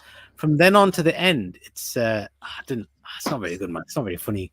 No. The first 2/3, I love it. It's excellent. That last bit there, I got like not really that good. I was with it. I've never really been. The end of Scrooge, last 15-20 minutes of Scrooge. It's just like it's not very good. Even though I love the movie, I really awesomely love the movie. I saw that the pictures as well. But like the last 20 minutes or so, it's just when you've been objective about it, it's not a great movie, man. The last 20 minutes of it, of those two movies. Fair play. I mean, Scrooged is one that I really kind of love. It goes a little bit too hearts and flowers towards the end, but the journey there is pretty phenomenal. Like Bill Murray's just class in that movie. Like, but I agree with you. It's a little bit too sappy. Sentimental. It's sentimental. Yeah. Yeah, definitely, mate, definitely. But no, as far as Christmas horror movies goes, like I say, we'll pick our top 3. See what you think, mate. Fine. I'm not the greatest fan of Christmas, but yeah, let's do that. Let's do something Christmassy. Nice. I don't want to be one of those bar humbug types. So yeah, why not? Let's do it. Let's do it. Right, so that's the end, people. Thanks for hanging on for 3 hours and 1 minute. Oh my god. Didn't mean to go on for that long. But hey, I had a good time, had some fun games. Had a bit of time to put a bit more bells and whistles on today's show. So I hope everybody enjoyed it. I'll quickly wrap up the comments and then we'll say goodbye. No problem. Let's have a look here. Dave says, was another great chill stream, guys. Thanks a lot. You're welcome. We had a great time as always. I'll try and see either one of you or both of you on the Instagram again. My Instagram got suspended. Okay, that's a shame. The last 3 or 4 photos I put up was one of me. Maybe there was some boobies in there or something. I don't know. Yeah. Dave says either I'll have to open up another account or figure something out with the account to unlock it. Yeah, it's hard to get back on once you're off. It took me weeks and weeks to get back on again. Dave says the other movie called Mirrors with Kiefer Sutherland I thought was pretty good, and it's a good film. I enjoyed it. Yeah, I like that. I think that movie. I think the Kiefer Sutherland one's a remake from a Korean film called Into the Mirror. Yeah. I've not seen. Yeah. That came out in 2000. Yeah, that's a good film. Plus, I think the Kiefer Sutherland Mirrors movie was directed by Alexander Aja. Yes, it was. Yeah. Yeah, that's right. Dave says it could be wrong on the director. No, you're absolutely right, mate. Yeah. I don't think many people have seen the 78 one. Right. Hassan says one of your streams should take place on Christmas as you release them every Sunday and Christmas on Sunday. And we'll see about that. Dave said I got to see Lethal Weapon 1 and Lethal Weapon 4 both. I saw Lethal Weapon 4 at the theaters. And then I actually paid to go see them both, which is kind of rare. Have you seen any of the Lethal Weapons at the cinema, Pete? I saw Lethal Weapon 2 at the cinema as well. I just remembered it was a 15 at the cinema.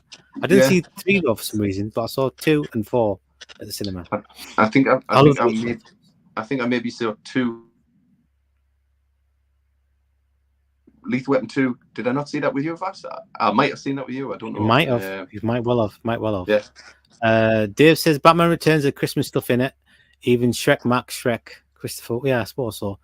Yeah. Mentions the baubles and presents and gifts for Christmas type stuff. Yeah, absolutely. Right then, folks. That's. I think we're going to wrap things up right there.